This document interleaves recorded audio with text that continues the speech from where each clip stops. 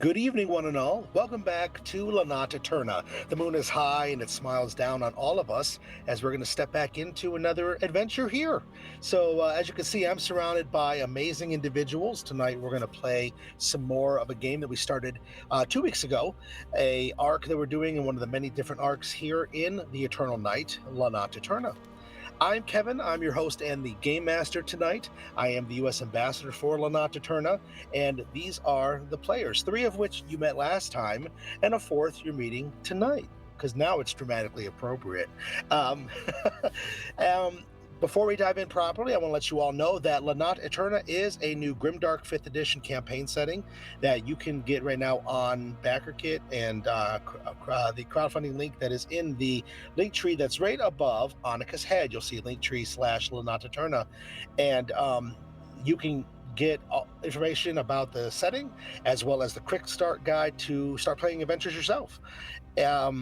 It's made by Ali Rebelli and by Jason Forbes, which is a company based in Italy. So I'm happy, I should say, to be cool enough be chosen by them to bring it over here. So these 5 players are going to help me tell a story tonight, a collaborative tale that is going to be determined by dice rolling and some really cool role play. So let's meet everybody, shall we? We're going to start. You're brand new to the channel. Welcome, Annika. You're right here on my left. Let the folks at home know who are you and who you're playing tonight. Just nice, short, quick, and easy. Just break some ice for us.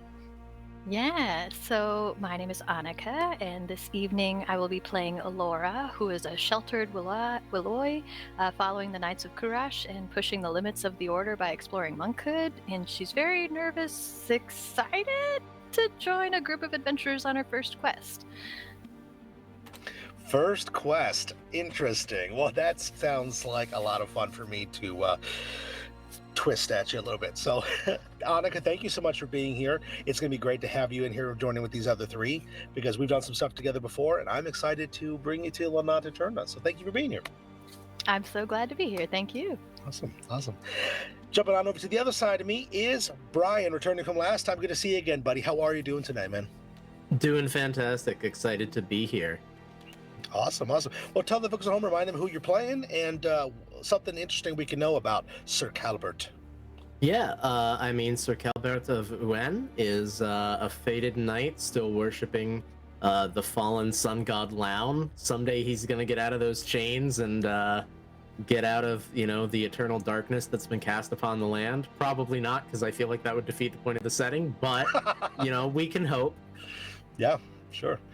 It's good to work towards a goal, even if that goal is far away, right? Absolutely. Awesome. Well, thanks for being back, Brian. Glad to have you, man. Diving down onto the bottom row, we're going to go over to everyone's favorite best friend ever. Ian, how are you doing, man? I don't know if I'd say everyone's favorite, but I'm doing all right. We love you. You're our favorite. How about that? And that's all that matters. That's all that matters. As it goes. To remind me who you're playing tonight. Hey everybody, I'm Ian and I'm playing Malik, the Dance Macabre Bard, who is probably the most out of sorts compared to everyone in the current group right now, but who knows, maybe he'll find his path. We'll see. Well, I like the sounds of that. Absolutely. Thanks for coming back. It's good to see you, as always, my friend. It seems like we just did this. We just played together an epic finale of a different game on a different channel run by our producer, Miko, on Wednesday, and we're going to take those vibes, we're going to kind of push them in and just kind of roll and keep on trucking, right? Yeah, it was, check the VOD. That's all I'm going to say. Check the VOD. It was intense. So, yeah, thanks for being back, buddy. And finally, I wanted to save the best for last, because look at this awesome cosplay by Katie Brennan. Hey, Katie, how are you? Welcome back. Hello. Thank you for having me back. I'm Katie Brennan. I love to cosplay, and I'm really excited to be bringing this Iraqian bat-human hybrid back to the game. Awesome. Yeah, Izo was a little bit of the feedback I got from our listenership. Izo was a favorite last week, so I'm glad that she's back, and I'm Oh, glad we're gonna good. have some more fun. But yes, as you can see, these are characters that are all being played, different walks of life, different paths. Some of the stuff that you've heard about is custom stuff that is from the new setting, so we're happy to showcase that. So if everybody's ready, let's go ahead and let's pull back the veil and let's step into the eternal night, shall we? Hooray. So, when last we left our intrepid adventurers, the eternal night fell 161 years ago. As previously mentioned, the god, Laun, god of the sun and of glory, was stripped from his heavenly perch and put down into bondage and chains by his arch nemesis, the god of darkness and deception.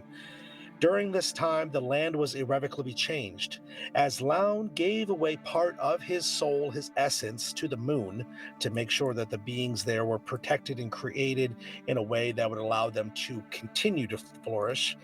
The world was changed. Races here have learned to withstand the bitter cold of night and the different darkness that dwells there. Some of the races and people that persisted actually irrevocably changed.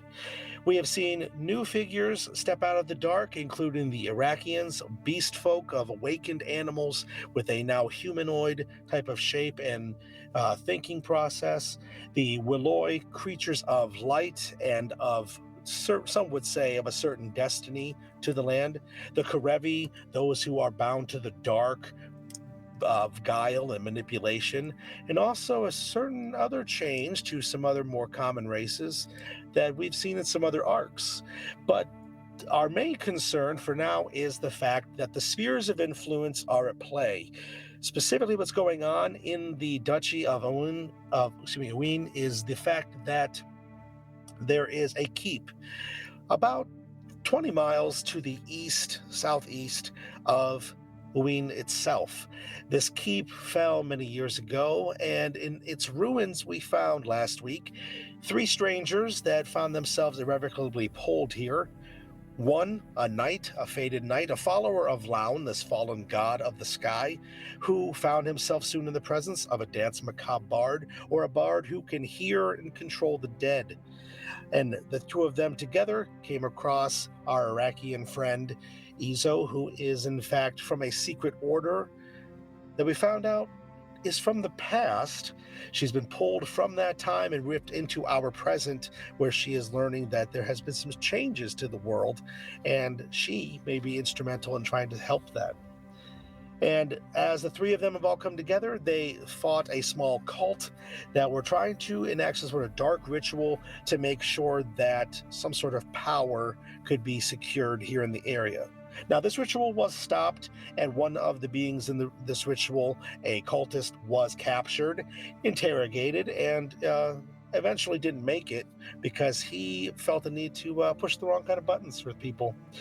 So our 3 heroes are now still walking that dark path through the eternal night, trying to find out what is going on here at the keep. And specifically, at the very end of last session, Izo was ripped back out of the present and forced back into her own time, where she discovered the dark and bloody remains of her order seemingly attacked by someone viciously and rather unexpectedly. So our 2 remaining heroes in the present, Malik and Scarlet, are here, and as we open up tonight specifically, we find them in the ruins where they recently fought the cult.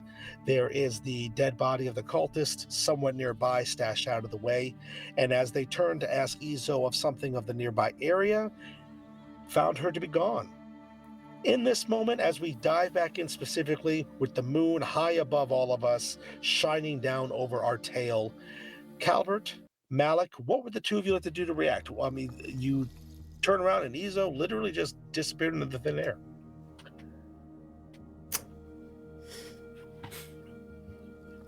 Well, Huh. Does succinctly put, my friend. yeah. Does that happen a lot around here? Is that a thing? Not necessarily. There are various types of magic. I never did quite get a full answer as to exactly how it was that Lady Izo found herself in this place. She said that she was transported here from far away, and she suggested to me that it was from another time. I am not very learned in those sorts of things. Another time. Huh. Well, this is, he kind of dusts off his pants. This is a little bit concerning. Maybe she flew away or something. I don't. Is there anything that could lead us to know that she didn't just fly away, or maybe point us in a direction to where we could maybe make an assumption? Anything other than just us turning around and just gone? Sure, absolutely. Do either one of you have some sort of method to determine if there's magic nearby or any sort of magical effects, any sort of, class features or racial abilities, maybe that you have something like that? And I know you're both humans, so you probably don't have anything racial, but, is there anything Well, that you have? I think I do. I have Oh, really? detect Okay. magic. Well, Yeah, I have detect magic. oh, okay.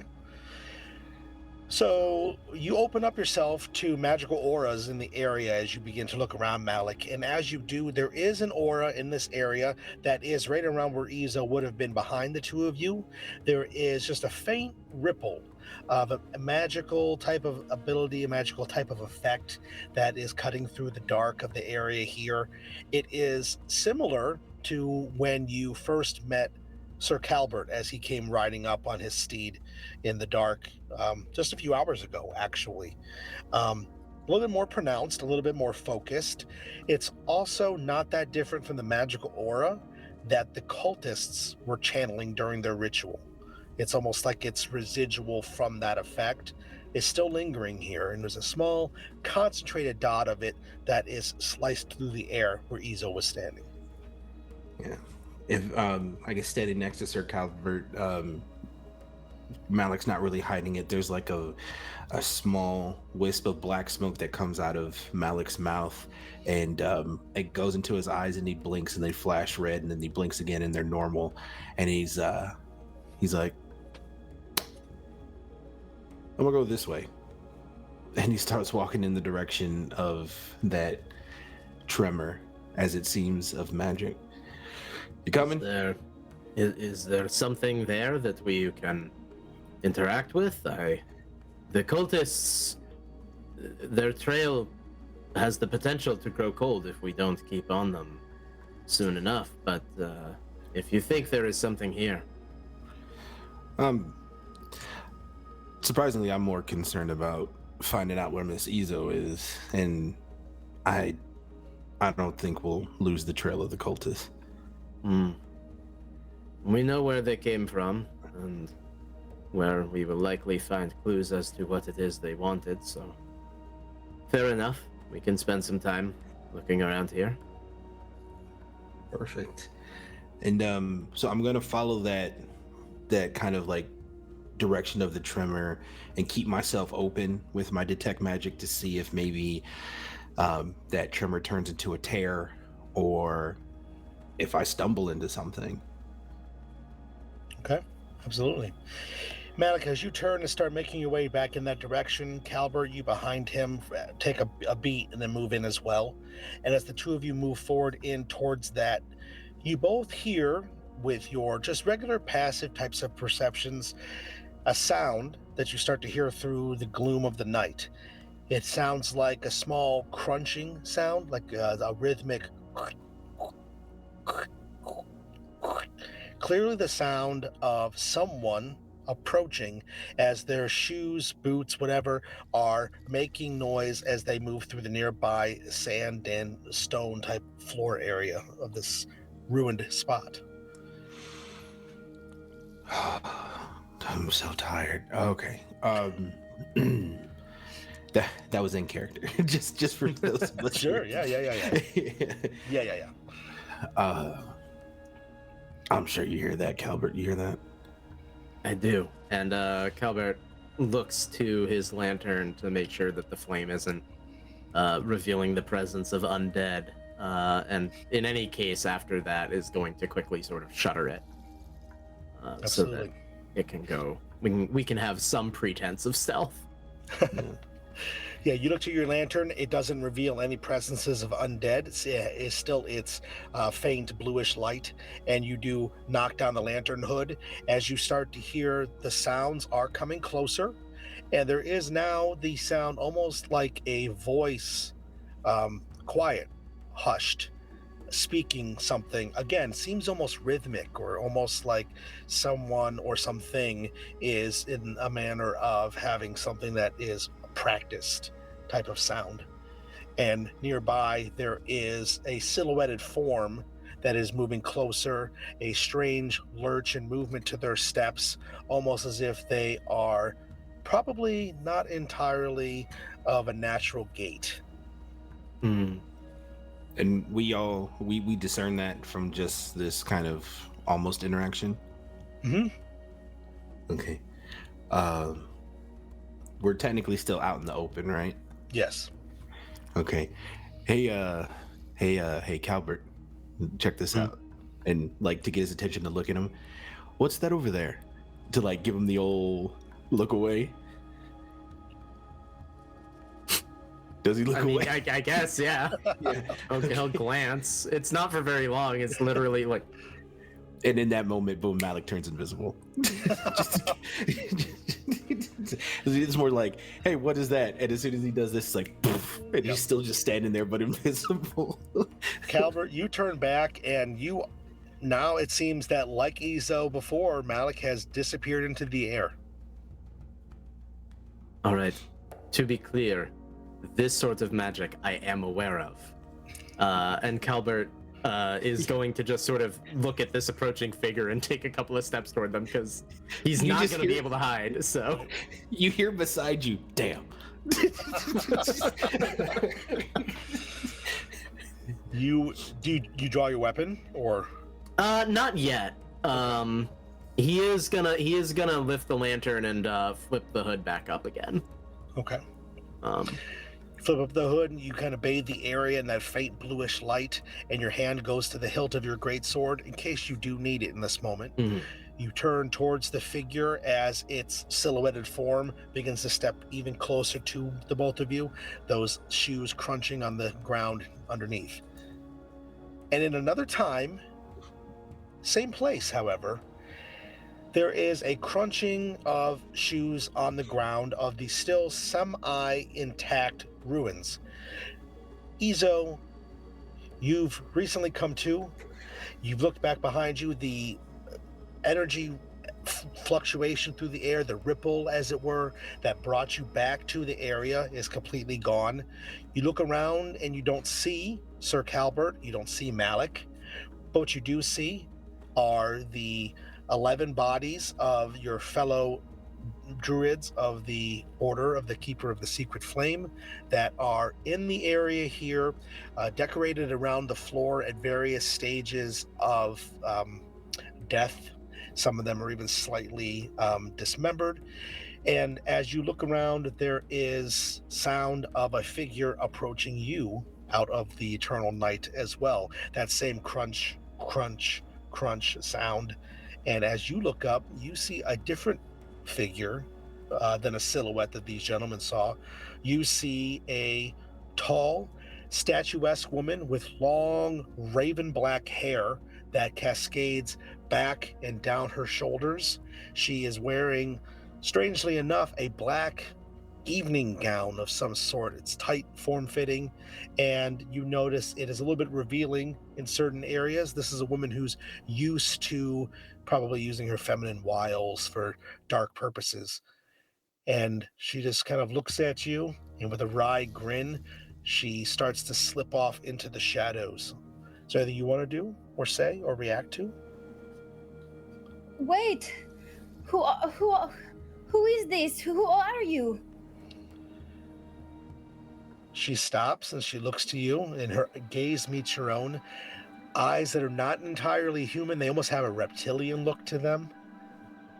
I am Kadara. The witch? witch. Well, that's just rude, I would say, but I can understand why you would say such a thing. That is what I was told of you. Oh, You are very beautiful for a witch.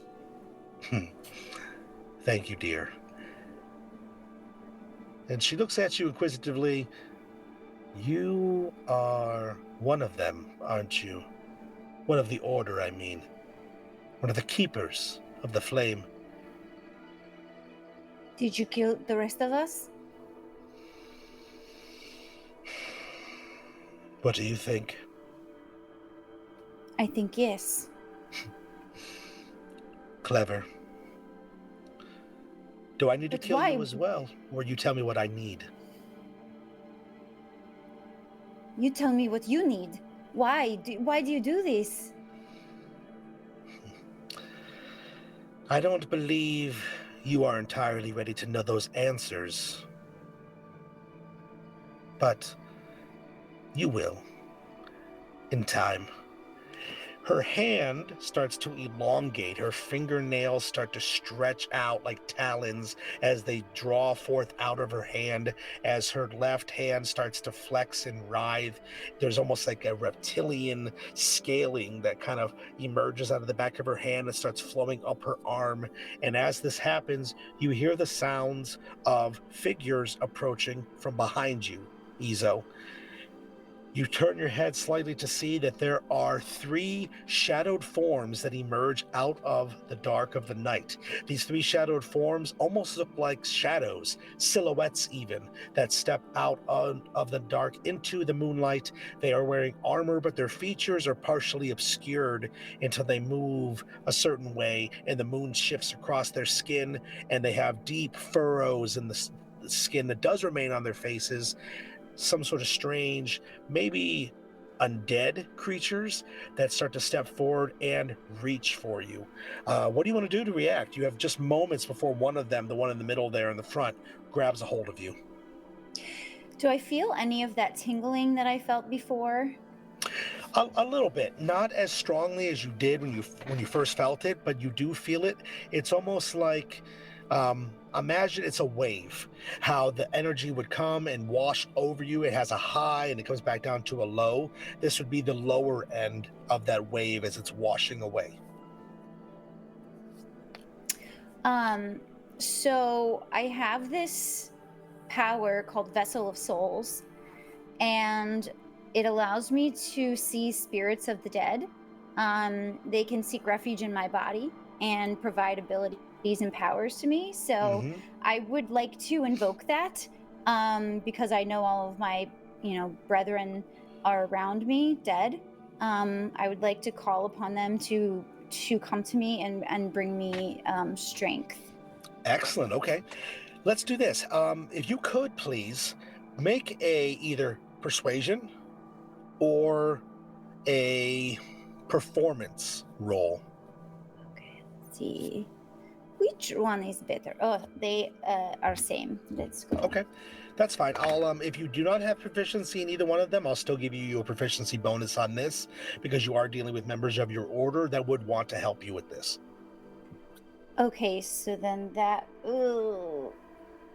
is still only a 12. Okay. Let me see if I don't know if I have any other things I can do to help. I might.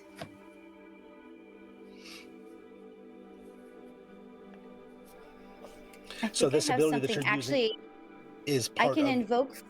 Yes, I don't know if I can do this. I know we're not really in initiative order, so can I just do something else? Yeah, Oh, it's a bonus please, action. Yeah. You're by yourself right now. Do So what you need to do. another power of the secret of Keeper of Secrets is invoking fire. And since I'm so close to my home, I think it makes sense to do this too. So I can give myself an additional boost, I think, here. Oh no, it's just damage. It's everything except what I want it to be. I can give disadvantage on their saving throw. Okay, so I can't use that. Let me see if there's anything else. No, I don't think so. Okay, that's okay.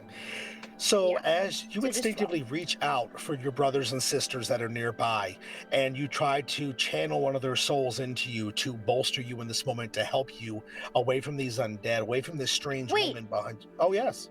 I do have something. Sorry. That's From okay. my pact boon, I Okay. can add a D4 from my pact of the talisman. Sorry. Okay, that's fine. And that's another 3. So 15, a little bit better than 12. Okay. You feel the rumblings of something as it starts to emerge out of the bodies. Nothing you can see, but something that you can hear. It's a faint voice on the night air that is cutting across. There is a moment where you feel you reach out with your spirit to grab a hold of the spirit of one of your brothers and sisters, and for a brief moment, it starts to slip through your fingertips.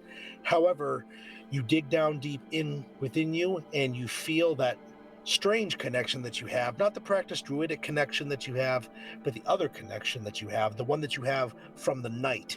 And you reach forward, you feel your spirit's fingers latch out and grab a hold of that spirit, and you feel one of your brother's spirits nearby, another Iraqian. He is an Iraqian who actually is a eagle face type of person, so he could fly like you. Perhaps that's why you have this kindred moment, but you feel his spirit up out of the ground, out of his body, and you feel it go into you, and you can feel a shudder that washes across you for a brief moment. And as that undead figure's hands close around your throat, you can feel him like flinch back. There is a bright light that flashes across his palm, and then there is suddenly the smell of burnt flesh as you see that the inside of his hand where he grabbed you is seared away, and he stumbles back, doesn't cry out, doesn't yell, just is holding his hand and looking at it, and his eyes slowly gaze towards yours. What else you want to do real quick? He's still close. Yep, he's about 5 feet in front of you. He's not grabbing a hold of you, but he's close enough if you want to try to attack, or if you want to try to flee, you can do that too, or something else. Yeah, I think I want to try to attack him since he's so close. First, I'll try to produce flame and attack him with the flame. Okay. Alrighty then. That is not a hard spell to do, so yeah, you gesture, and again, you call upon your inner reserves, and you flash some flame into your hand and flash it out into his face. I'm going to say, just for the sake of, that's not really how produce flame is going to work, but I'm going to have him roll something real quick. I don't even have dice out. That's like a beginner rookie move right there, everybody. Okay. What would be your spell save DC? It'd be 8 plus your wisdom plus 16. your proficiency. 16? Okay. He just misses it as he's looking at his hand, and as he looks back towards you and you blast the flame, he starts to try to move. He's not quick enough, however. The flash hits him square in the face, and you can see part of his features crackle away, and he takes a step back. As he takes a step back, you hear the figure behind you starts to chuckle to herself as if she's amused, and you whip your head back around and you see the last bits of remnant of that black dress disappearing off into the forest nearby. And she apparently is leaving for some reason. But as you turn back towards the undead, you see that there are the 3 of them still stepping in towards you and getting ready to do something else. As you bring your hands up to defend yourself, Malik, the crunching of the sound ahead of you is that figure that steps out of the dark. It is a figure that is wearing a cloaked hood, and as the figure steps out of the dark and into your lantern light, Annika, you've been walking around and exploring a little bit when you heard 2 voices talking, and you saw that one of them had a lantern, a kind of a off blue kind of color to its flame. They were talking for a moment, and then he closed the lantern and you started to move a little bit closer to see what was going on, and now he's opened the lantern, and you've almost walked directly into the man in front, the gentleman who has very dark clothing, long, dark, dreadlocked hair with streaks of white in it, and the two of them look upon you as the three of you come into the light with one another and are all revealed. The floor is yours, Annika. How do you react? Well, first off, Annika, tell us, what do we see when we see Alora for the first time, please? Yeah. Wait, I'm still invisible, just in case, like, for story reasons. Okay. Well, then you know what? You don't see the guy with the dreadlocks that I was gonna say that's a weird description of Calbert, because that's what he looks like. That is completely my bad, Yeah. Kevin. I thought that when he knew you were joking around, I thought you became visible again. This is what happens when we assume, kids. But anyway, so Annika, you see the knight with the lantern instead. How do you want to react, and what do you want to say? What does he see?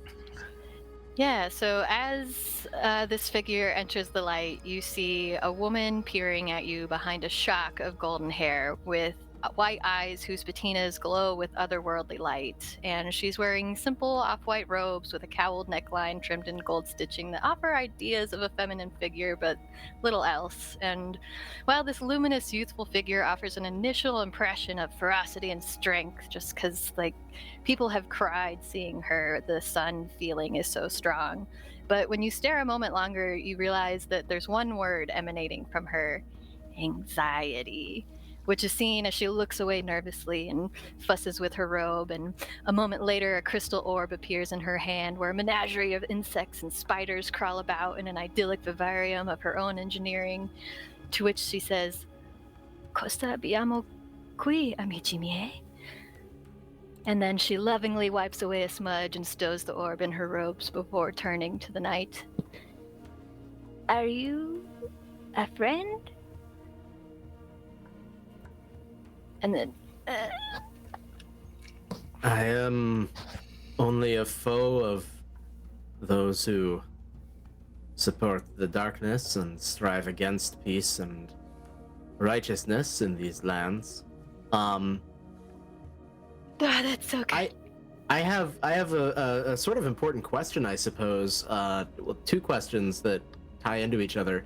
The first would be, does this new arrival have anything marking her as a fellow knight of Uen? Like, I know that she has at least taken part in training with the Kurash Knights. Would that be something that is obvious to Calbert as a fellow knight of an Ued order? And then, I guess as a follow-up to that, is there any possibility that these two already, like, kind of recognize or know each other, being that they are both knights? Interesting. I don't believe that you two know each other already, but what I do believe is I think that Calbert would in fact be aware of what her... Now, Annika, does Alora, does she have like a pin or a lapel, brooch or something like that that would mark her as one of the Karash Knights? I would think she probably has something. Okay. So I would think, Calbert, you would definitely recognize that upon her person as the light of your lantern catches it for a moment. You would recognize that she is a Karash Knight. The symbol of the brooch is basically, it looks like crossed blades with a flame behind them. Pretty stylized, something that's pretty specific. And yeah, I think you would recognize that for sure. Likewise, Calbert, I know you have the symbol of your order is upon you as well. Oh yeah. So what I'll do is I will have, if you don't mind, real quick, Alora, please make either a history or an religion roll, please, to see if you recognize the symbol. I'm very good at both of those things, so I got a 24. Oh, great. Yes, you recognize the symbol that he has upon his person as well, which does mark him as one of the fated knights, the Order of Laun, which are knights that worship the fallen god Laun and work to restore his presence in the world again. So I think you both instinctively see and recognize the fact that you are knights, but I don't think you know one another. No. Okay, cool. So in that case, yeah, he introduces himself, and then he does catch glimpse of the brooch and gives a little, formal bow, and well met. I am Well met. Sir Calbert of the Fated Knights Order. Oh, good. Oh, yes. Okay. I am Elora. I am of the Kurush Knights. Ah, well, very well met, Dame Elora. What brings you to this particular stretch of the countryside on this night?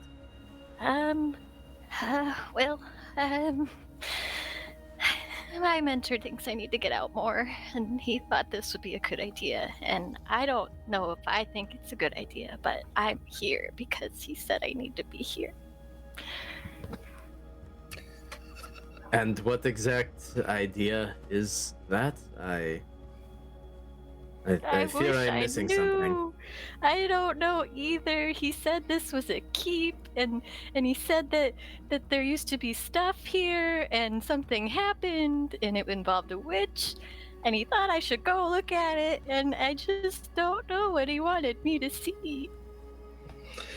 Malik, from nearby where you're standing, you caught wind of the fact that she just said the witch, and your ears instantly perk up, as they have done the other times that a witch has been mentioned.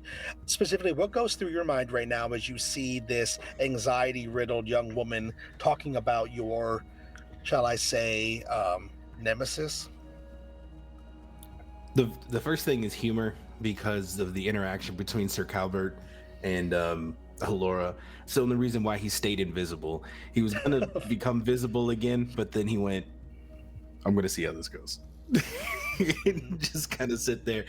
He's right now sitting on a nearby stone, like, and he's just kind of Okay. but as soon as he heard the word witch, he kind of like straightens up a little bit. He doesn't become visible yet, but he's trying to see if there's something else that's said. But once he notices the conversation veers off a little bit, he becomes visible again, and now he's sitting behind, I would say about like 10 feet or so behind her, to the side of where Laura is on the stone, and go, what kind of witch? Who's what they say? Oh. What happened? Is there some? Oh, sorry. Sorry. I hate this. Okay. And then you see she tucks in, and she appears to be talking to her cowl. Do you think we could just stop for the night, or... Okay, no, okay. And then she comes back out. Don't mind Master Malik. He has some oddities, but he is a friend of the Order, you would say. Oh, I don't know. okay. Yes. I don't know if oddities is the word, but I'll take it as a compliment. Could all three of you please make a perception test for me? Okay. Ooh. I'd love to. Good. Beautiful. Elora's too startled yet. Elora's too startled. It's a 9. Okay. Nice. I got a 21. 21? 21 also. Okay. From your vantage points of where you all are, yes, Laura, you are too startled, you're too worked up to really kind of notice what's going on. But both Calbert and Malik, perhaps it's because you've been in the area long enough, perhaps it's because you've already felt the ripplings of magic that exist here in the ruins, but both of you suddenly feel a wave of cold pass through you. Almost that feeling that people would say is that feeling when someone stepped on your grave. It feels like something moved through you. And as you both feel this, Malik, you notice it first due to your connection to the undead. You see 4 shadows, almost like the outlines of bodies that shimmer in the night air. 3 of them are in the place where the 2 of you were standing when Izo disappeared, and the 4th one is right around where Izo was when she disappeared. You watch as 3 of the 4 figures are moving in, starting to surround the 4th figure, and it does draw your attention for a moment. But Alora doesn't seem to notice this. Alora is pretty much standing right next to where the lone figure out of the 4 is. So it almost looks like 3 of these figures are starting to enclose around her as well. Meanwhile, she's still talking to her cowl. Okay. I wish we weren't doing this. No. Just want to do this, want to be like, it's okay. Yeah, right. Calbert is going to, upon like seeing this, He drops the lantern. He does unsheath his sword at this point, once again revealing the like pale flaming blade. Yes. And then I am also going to use one of my uses of divine sense to be able to tell if, assuming that they're within 60 feet, are these celestial fiends or undead that are present here in some way. Absolutely. You feel out with your divinity, with the connection that you have with Loun from his prison. Your faith still gives you powers with this, and as you reach out, you can feel the presence of these three undead as they are moving in towards the fourth figure. And as they are moving in again, they're surrounding Alora and they're starting to come in towards her. You see that they start to take on slightly physical form. They start to look like strange silhouettes that are starting to emerge and start almost like the night itself is starting to form into actual figures. Malik, did you want to do anything about this reaction real quick or no? Yes, I'm going to cast Mage Armor. Okay.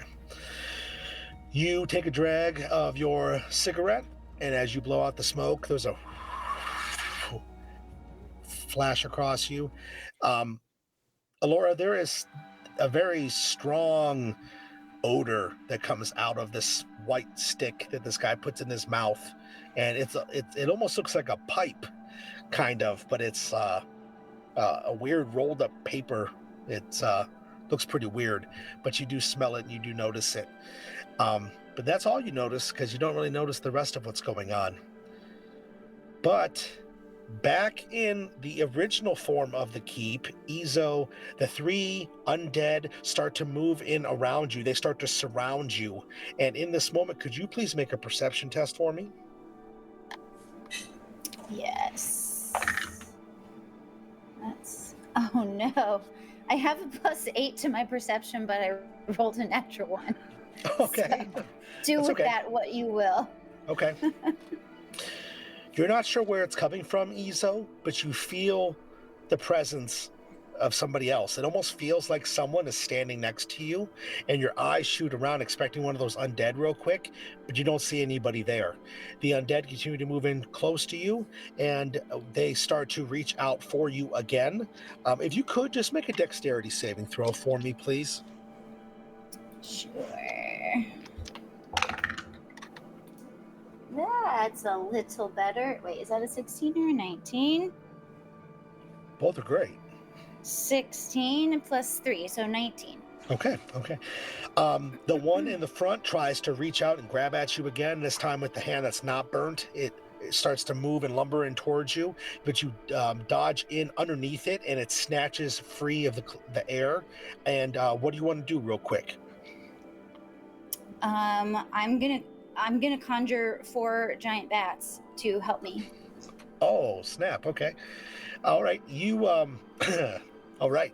You call forth, you yell out with a screeching guttural language that you would natively speak, and you feel the dark kind of come alive. There are giant bats that like drop down out of the sky and start to spin around you and start streaking towards the undead. I'm going to say, as they all come in, if you could just go ahead and roll a couple of attack rolls for me and let me know what you get. I'm going to make it easy and just say that what you'll need to roll is going to be a 17 Okay. to hit. Okay. Their attack is +4 to hit, so the first one misses. Okay. The second one hits. The third one hits. And the fourth one hits. Oh, Nice. sorry, cat. That's okay. Do you want one of each of the bats to attack one of each of the undead, or are you going to focus them a certain way? Did you have a certain method of attack, or? Yeah, I think they'll spread out. Each Okay. take one. Okay. Please go ahead and roll damage, and we'll apply it right here. Okay, let's see. I have their stat block up. Let me just look there. 1d6 plus 2. Okay. Perfect. So we got a 4, a 7, and a 6. Ooh, okay. And the bats, as they screech down through the night, they start snapping into the faces, the shoulders, the arm of these undead that are reaching out towards you. And the undead start to fight and writhe and wiggle with them. And as that happens, you feel that familiar tingling come across you, that feeling that called you out of the safety of being with your companions. You feel it start to creep back into you for a moment. Oh, I feel the tingle. I need to go. Echo, Locatia, Flip Flap, Skeeter, I have to leave. Take care of the bad guys. And then she will just get out of there if she can. Yes. You turn and you start to run. And as you turn to run to get out of there, you're basically full on retreating. And as you start to run, there is that dark woman, that figure that steps in front of you with that wicked grin. You feel the tingling is more pronounced in you in this moment, and then you can see that in front of her, the air between the two of you starts to turn to a strange purple ripple, and you feel something grab a hold of you and start to pull you in towards it. In the present, Calbert, you are seeing the three undead are completely surrounded around Alora at this point, and then there are different shapes that don't seem to be undead that have come down and are kind of floating about the heads of these three undead shadowy forms. And as they are doing this, you see that suddenly these forms that are down out of the air start to look like giant bats. And then you see there are 4 giant bats that are swinging and flying around in a circle above all of your heads. You know, he's not sure what to make of giant bats, but he knows what to make of undead, so he calls out, Dame Alora, get down! And then he is going to step up and just swing his sword, trying to, like, swipe it through these shadowy figures. I love it. I love it. So, do you have anything special going on with your sword? I know you have a specialty sword given to you by your order, but does it have any sort of special properties or anything like that? I mean, it's a great sword of warning, so yes, but nothing that inherently affects combat beyond it is a magic weapon. Gotcha. Okay. Good to know. Go ahead and take a swing if you would like, sir. Yeah, sure. And I appreciate everybody being patient with my throat, not fully on the mend from me being sick last week, so I'm trying to get through it. Absolutely. That is a 16 total for the first swipe, but I do have a second one in case that doesn't do the job. Yes, you swing out through one of the undead forms, and the great sword through empty air. It passes through where its mid-body would be, but it doesn't hit anything, it would seem. But you can attack again if you'd like, yeah. Yeah, no, with a lot of skill and clear training with the sword, Calbert immediately swipes it back around, and that is a natural 20. Yeah, okay. Please roll a percentage roll for me. 50%, high or low, is up to you. Okay. I'm gonna say high is good. Okay.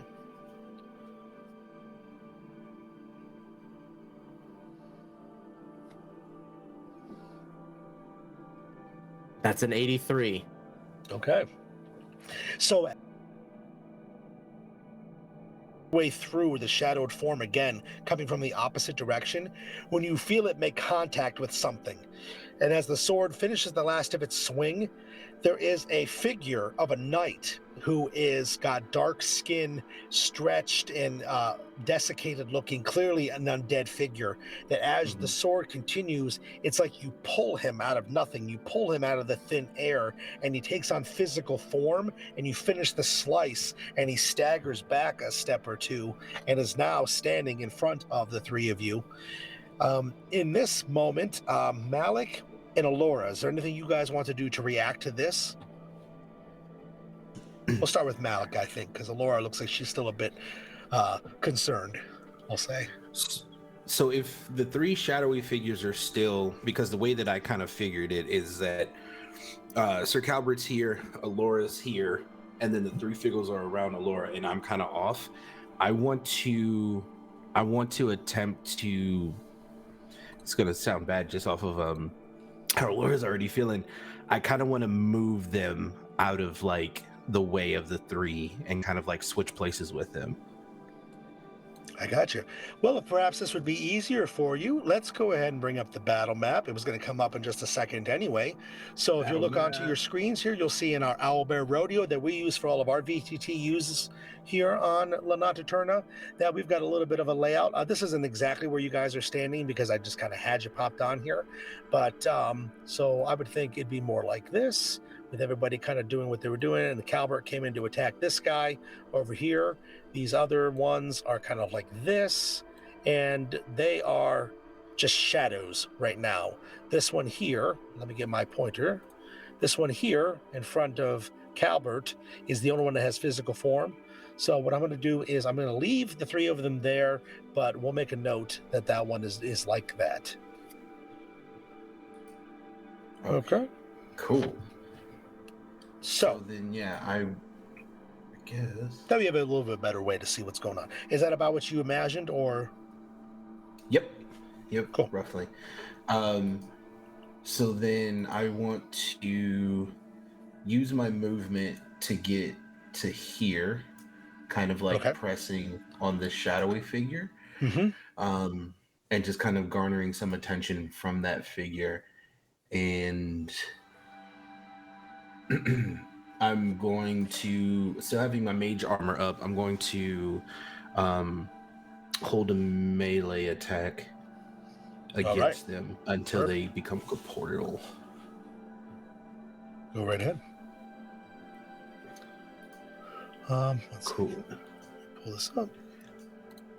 So actually, you know what? I'm not gonna hold that. I'm actually gonna swipe at him to kind of bring him out. Okay, that's fine too. Perfect. So Malik runs to the side, and he kind of like, as he's kind of like running a little bit, he's like, "Excuse me, Miss Laura," and he's shuffling over.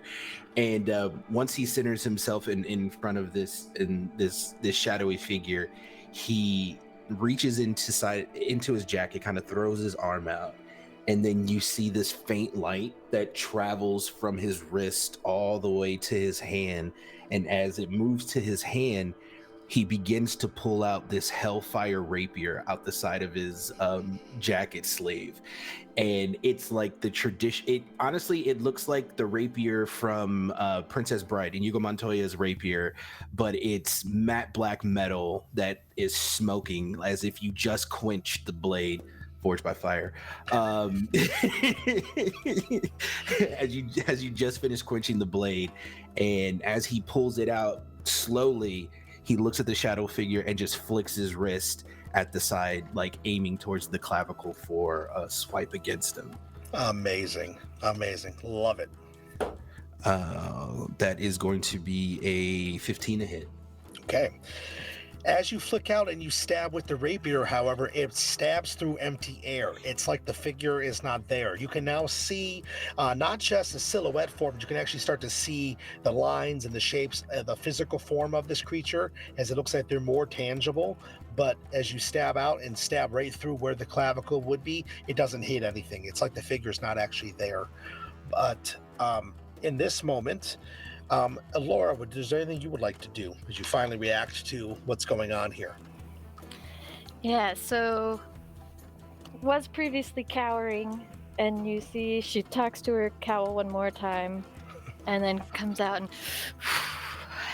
and then where that anxiety used to be, it's completely replaced by this almost zen-like calm as she takes a deep breath in, and as she exhales, a slender, curved design bearing a resemblance of a traditional saber that the Kurash Knights carry has an ethereal elegance as it appears and glows moon white in her hand. And the guard of the sword is an elegant crescent-shaped design that provides both protection and aesthetic beauty. And as it comes into her hand,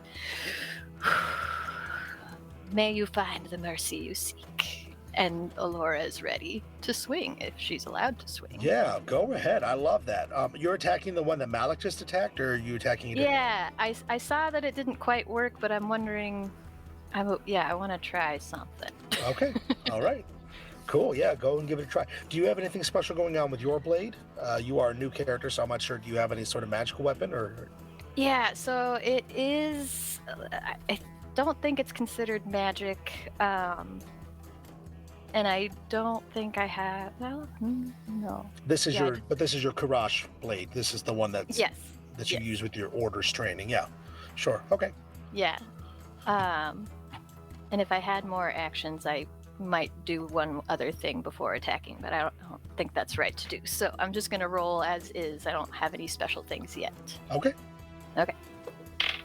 Oh, that's not very good. So that was a. Oh, actually, 15 to hit. 15. As you swing out at them, your sword swipes up and cuts an opposite path to the one that Malik just made with his rapier, slices up and disappears out through their shoulder. Doesn't seem to find purchase with anything, even though you see the guy standing there. When you swing the sword, it's like you're swinging through empty air. It's a little disconcerting. The three of you all notice that as the undead are getting more and more physical, you see that there are purple motes that begin to emerge in the area around you. There is that strange static electricity energy that is kind of around. And elsewhere, Izo, as you are continuing to run, go ahead. Well, you can do one of two things. You can either try to resist this feeling that you feel within yourself, or you can let it pull you out of the area and see what might happen. I will give you that choice. If you would like to resist, you'll need to make a save. No, I'm gonna let it pull me. Okay. So then, the three of you who are here as you face off against the, wait a second, I just closed my map. No, that was weird. Why did I do that? As you face off against these three undead that you see are now starting to take physical form, behind the three of you, Izo suddenly, like she did when you first met her, she pops out of the air, and there is a purple, there's an acrid smell, almost like sulfur behind her, and then there's a smoke that kind of as she emerges, and then she is here with you all. So, Miss Izo. yeah. Miss Izo, we're kind of in the middle of something. Glad you're here. Pick a person. Me too. I think we are in the middle of the same thing on different planes. Pick a dance partner. And with that, let's please properly roll initiative, everybody. All right. Reunited, and it feels so Did good. my bats come with me? The bats are here. Yep. Okay. So what I'll actually do is I will. What is going on with this here? I got little pop-ups on the bottom of my screen. I don't know why those are doing that. There we go.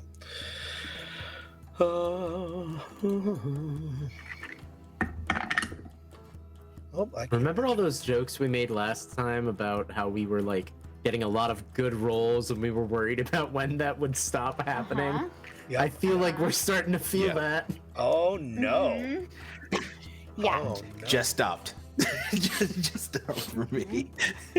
Alrighty. I Let's hope start. everyone's comes been around. enjoying this 2-episode arc. As, Yeah, because this is it. Let's start as our with our characters Yeah. beef it. This is- Laura. This is the Empire Strikes Back. right, exactly. So Elora, what is your initiative? 13. 13. And Izo? Mine is 12, and the bats is 6. That's okay. I'll just have them go on yours. Not a problem. With me? Okay, that's fine. Yeah, I mean, if they rolled higher, I'd let them go on that. But since they rolled lower, I'll just have you go with. Calbert? I got a 7. Nice. Malik? 11. Ooh, okay. And I'm going to roll for the undead. I'm going to have them go all on the same. We're going to go on a 13. So I'll give the initiative bonus to Elora because she is currently channeling her Karash abilities. So Elora, it is going to be top of the round as we begin combat properly. The undead that you just sliced all the way through, you see him take complete full physical form, and He sees you, his eyes lock with yours, and they burn with an unholy hatred. He seems to recognize that you are a knight, and he seems to have it out for you. It's your turn, however. All right. So, as the creature takes physical form, but then she calms herself and she whispers a quiet word, and the spiritual energy starts swirling around her as she seems to be speaking not to these dead, but certainly to something that's not alive. And she casts Spirit Shroud, which gives her a d8 of either radiant, cold, or necrotic damage, and I would like it to be radiant. Ooh, okay. And she's going to take another swing with that. Alrighty, I love it. Go ahead. Cool. So that 17. A 17 does hit. Yep. Woo. Now, as you swing the sword down in an arc, the same practice motion that you did before, it actually does connect with something physical and slices into the undead and bites up through them. So, yeah, perfect. Go ahead and roll that damage if you don't mind. Cool. That is. All right. Ooh, nice. 15 damage as Alora takes a swipe, and by channeling this magic through her sword, these patterns seem to come alive, and as they run along the length of the blade, these symbols seem to shimmer with a faint, otherworldly glow, and they depict constellations and moons and stars, paying homage to the celestial bodies that influence the world from there. Awesome. I love that. I love that a lot. Perfect. Very cool. All right, so then they are going to take their turn.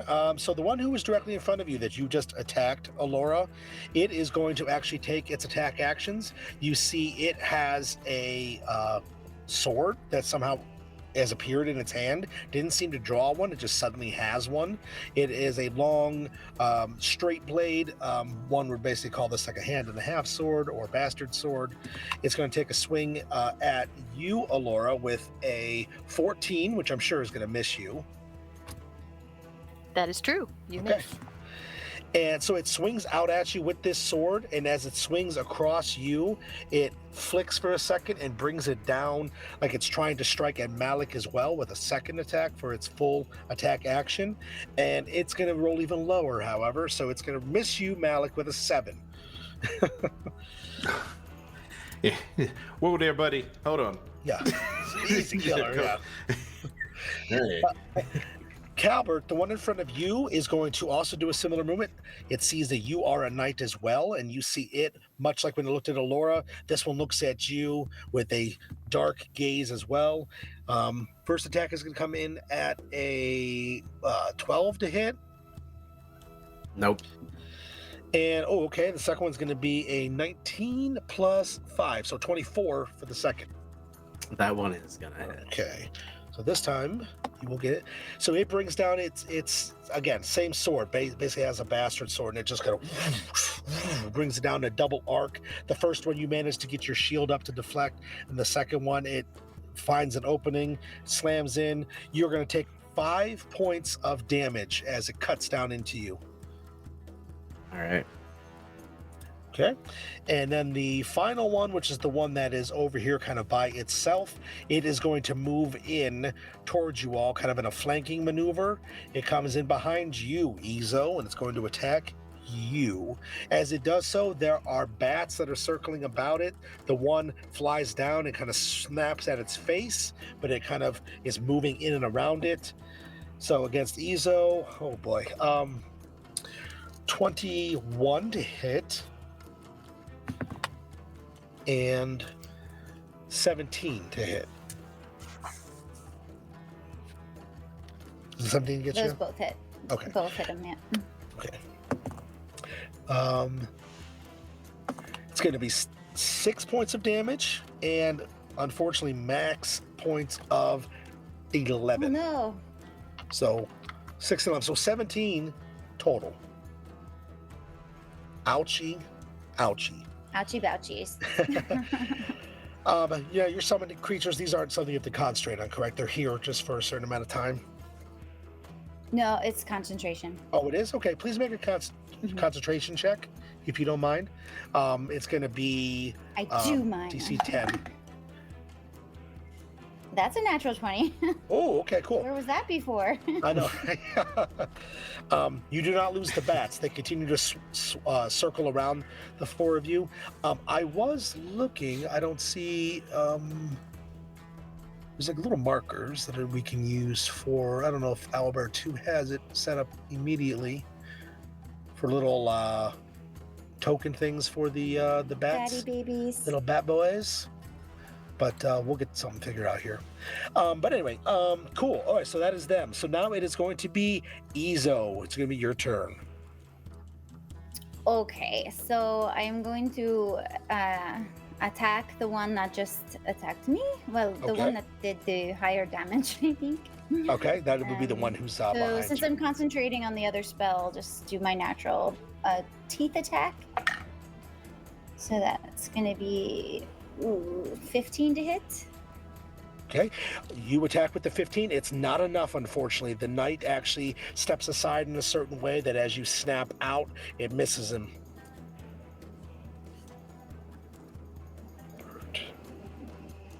There are four Four. bats. 4 bats that are circling up above. There they are. Yes. Okay, so Ezo, what do your bats do? They're very upset because I just got attacked. So Of I think course. they're gonna go 2 Mommy, on no! 2. They're gonna go 2 on 2 on the ones that just attacked me. Oh, cool. Okay, so Echo misses. Locatia misses. Oh, no. Uh-oh. Flip Flap misses. Come on. Oh, no. Come on, guys. Come on. They all miss. They all Oh, miss. no. Not flip Peter flap. misses also. No, Flip Flap. The bats The come names are down. amazing. Mhm. Yeah, I love it. A+ for that. That's my favorite part about conjure animals. Oh, Just yeah, for coming sure, up with for the sure. names for them. Oh. There were supposed to be, I can technically conjure 8, but I was like, that's too many names. So it's 4. On Dasher, on Dancer. Oh, wait. Yeah. Actually, that would have been really funny. The bats come down. They start biting and snapping at the undead, and the undead don't seem to be perturbed by this currently. But Ezo, is that your turn? You want to do anything else? I will do, as a bonus action, I Yeah. will healing word myself. Okay. At second level. No, first. Actually, I'll do it at 3rd level. Cool. Yes, you call upon the healing magics, and you get some of your health. You feel flush back into you, which will be good. Malik, you see that the undead are now fully here, and they are moving about with these swords that seem to be made out of shadow. They are moving around, quite practiced and skilled, you would see. It is your turn. What would you like to do? Cool. So, still with the Hellfire Rapier in his hand, Malik kind of like draws like a half circle, like on the ground, just to kind of be dramatic about it. And as he draws it, you can just hear it just kind of like etch into the ground. And he picks it back up, and then he's gonna go ahead and stab at the creature in front of him. Would I gain advantage because of flanking? You know what? Let's go ahead and use that. Yeah, absolutely. Yeah, I'll give you Okay. advantage on the attack roll. Beautiful. Okay, first one's not bad. Second one's even better. 22 to hit. Okay, yeah. You after the cut through the ground, you ping up the rapier, flourish, stab out. This time, you find purchase. I'm not sure if you were aiming for the clavicle again, but you do find something. Yeah, this one's more so in the side, kind of like hitting him in the liver kidney area. We're going Gotcha. for high points here. Love it. And he's gonna take 7 points of damage. 7. Okay. Yes. Yeah, it stabs through right exactly where the kidney would be. A mortal man who is already still alive would drop from such a blow, but these things aren't going to be taking that sort of thing lying down. Calbert. All right. Yeah, Calbert is he's locked in combat with the one in front of him, and as he sort of clashes blades with it, he stares it in its undead eyes and says, I have crossed blades with fouler things than you, and Laun has always guided me. And as he says this, I'm going to use a bonus action to channel divinity with one of my Fated Knight powers and place the mark of Laun upon this enemy, which is going to let me do extra radiant damage to it when I attack them. Yes. And then I'm going to attack them because I'm a paladin. That's what I do. Yeah, that's what you do. Absolutely. I love it. All right. So first swing is going to come in with a 20 total to hit. Mm-hmm. And then second swing is going to come in with a 14. Okay. So I'm hoping and thinking that first one hits. Yes. And I will go ahead and spend a second level spell slot to do a Divine Smite on that. Okay. And pump out some good damage here. I'm assuming that we've been calling them undead. I assume they are undead. Yes, and they I'll are get the undead. bonus die for that, which is excellent. So it's going to take a total of 10 slashing damage from that attack. Ooh. But it is also going to take... Let me get my roll here. A total of 25 radiant damage. As Calbert's blade, the flames grow brighter, and it is this like searing light that is more close to the sun's radiance than ever, as it slashes into this creature. I love it. Yeah, you pull down a beam of sunlight down from the sky. It's almost like you rip one of the stars out of the heavens and slam it into this thing's chest. There's a mark that gets burned into its forehead, and you swipe the first one. The first attack bites into it, and there is an explosion of light as it cuts through. The rest of you, through your periphery vision, actually flinch a little bit from how bright everything is compared to the darkness that you've all been born and have lived in your whole lives. And this light flashes across the field for a moment, cutting a deep furrow down through this undead's body. He staggers back, so your second attack does miss him, however, but it is a powerful blow. You can see that undead is reeling. The where you hit him is like peeled open, and it's just a gaping wound in the center of his chest. Like I said, a powerful strike. Very cool. Love it. I dare say, do you do anything else? Is that your turn?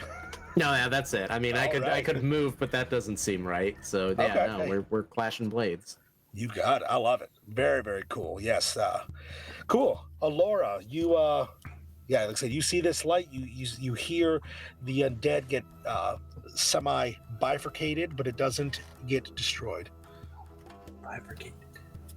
All right. So we're going to start with a swipe with the sword here, which still has the... Well, I guess... Do you want me to make a concentration now? Because I have to concentrate to keep Spirit Shroud to get the radiant damage.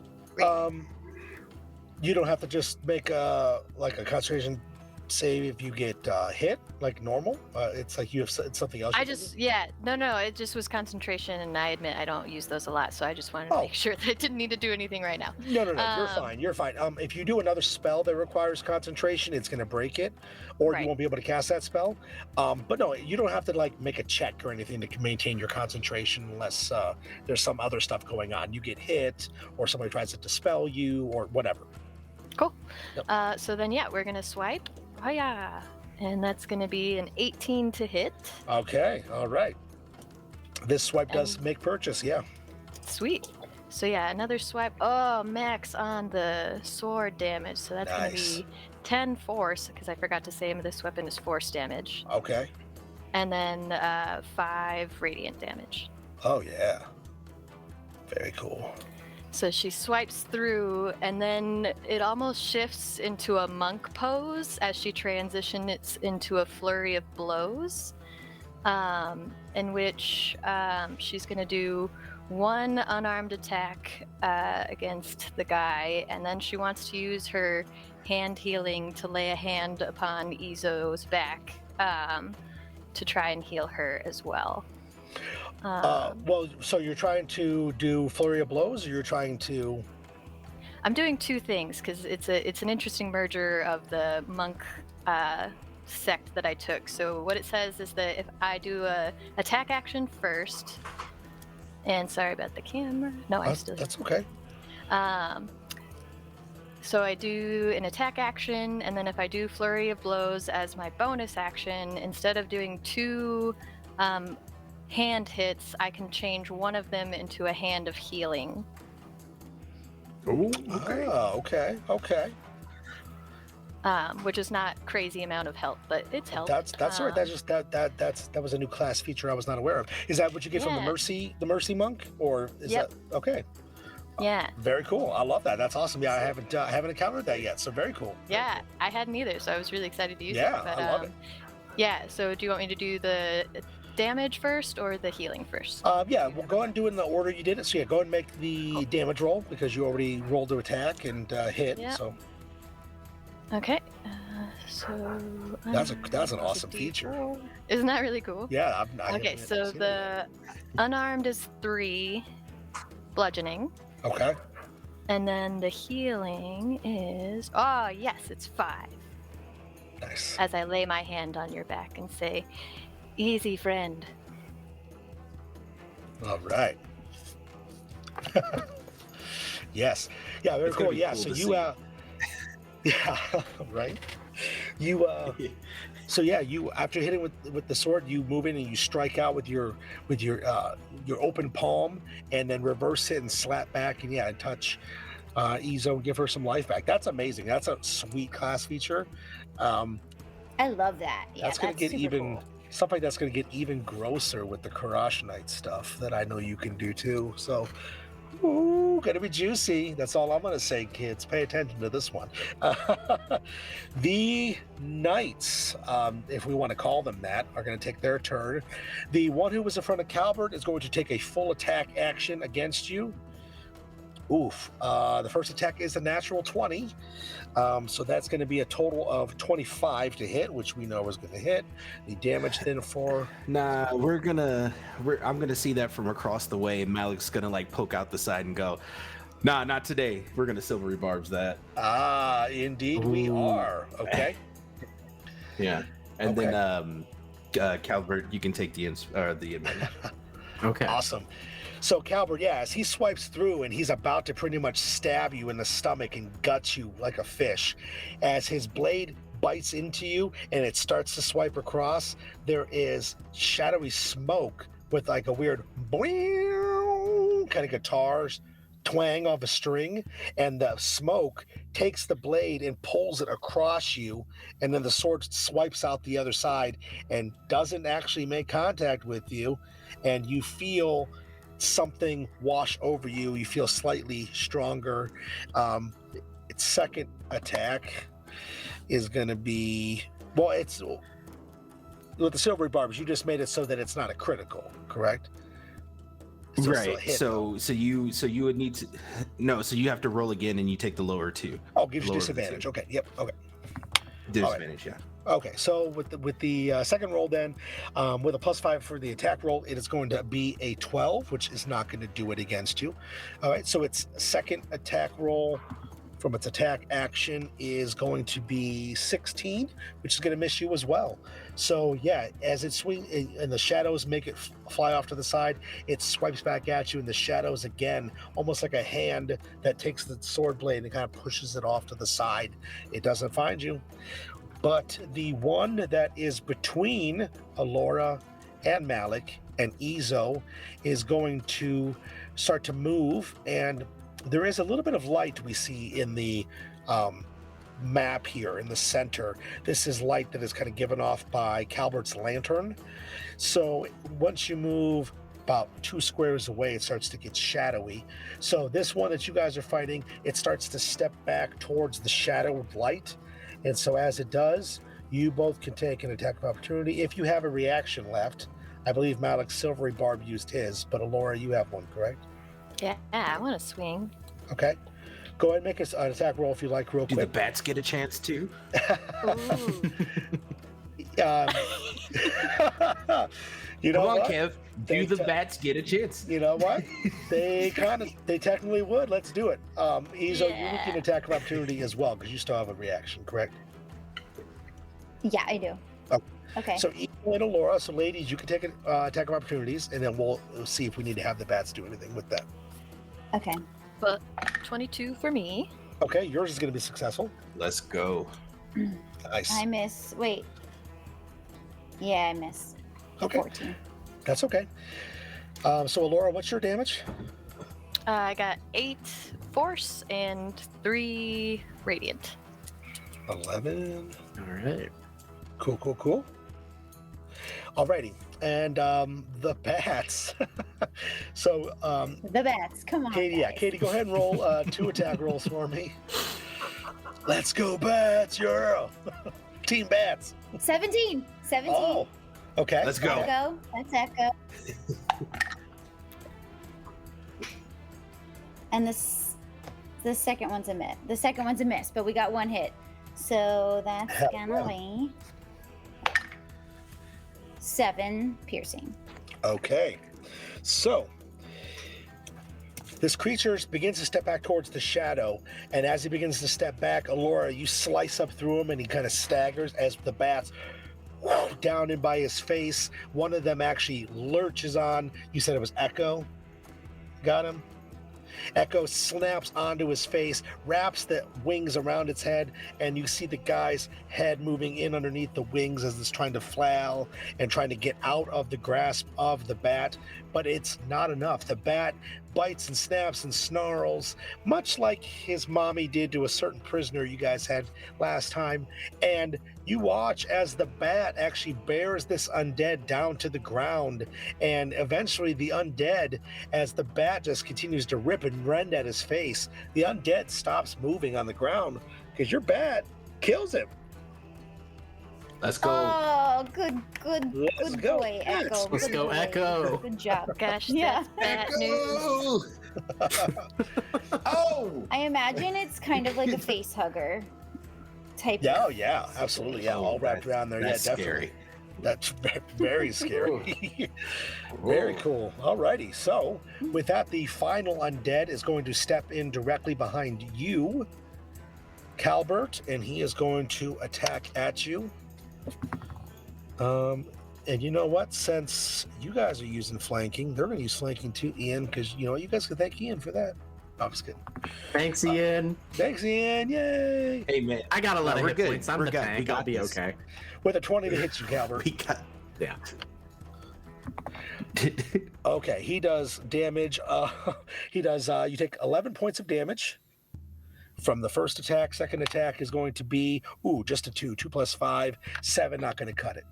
So you feel a sharp pain in your back as he slices into you. You feel the hot, warm blood dribble down the inside of your tunic, and the undead makes another swipe, but you manage to turn and deflect it off with your shield, and now kind of squaring off your energies against the 2 undead, one on either side of you.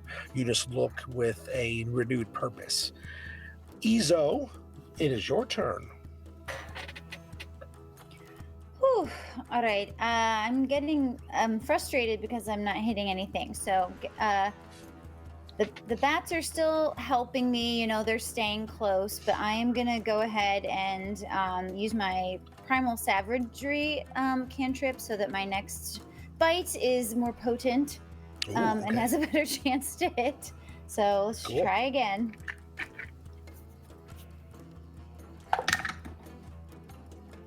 Okay. Ooh, and this one does hit with a 26. Oh yeah, I love it. So I'm gonna bite a guy for 8 poison damage. Nice. Poison. It just does poison, or it does do any piercing damage? Oh wait, no, acid. Sorry, acid. Acid damage. Okay. Well, I'm glad we clarified that. I'm sorry. How much was it? How many points? 8. 8. Okay. Thank you so much. Okay. Yeah. So Izo, you feel the primal savagery. Your teeth elongate. you get almost like a vampire true form of the Hejlaki of this land that we know and love so well. You search for it, and you just rend down into the upper bicep of this guy. There's a crunching sound as you get all the way to the bone, and yeah, it's good. It's good. What do your bats do? First, it is disgusting taste. It is not like the last guy. Bleh, bleh, bleh. And I don't like it. But I will do it again. And the bats are going to try to attack again. Okay. Are they 2 and 2ing again, or are they? Yes. Okay. One miss. Natural 20 from Locatia. Let's go. So Love that's it, good. yeah. All right. And then I'm just gonna roll for the other ones, and I'll do the damage. Yep, absolutely. Miss and 14. Okay, so 1 hit, but all right. So that's gonna be 10 piercing from Locatia to Nice. one of the other dead guys. Awesome. And yeah, the bats continue to through the air. They're kind of snapping and biting and trying to flap at the undead, trying to harry them and kind of affect what's going on with the battle here. And yeah, Malik, it's going to be your turn, good sir. Awesome. So, so seeing that the one in front of us is taking care of, Malik's going to again brandish his rapier, and this time it just sinks right back into his hand and just kind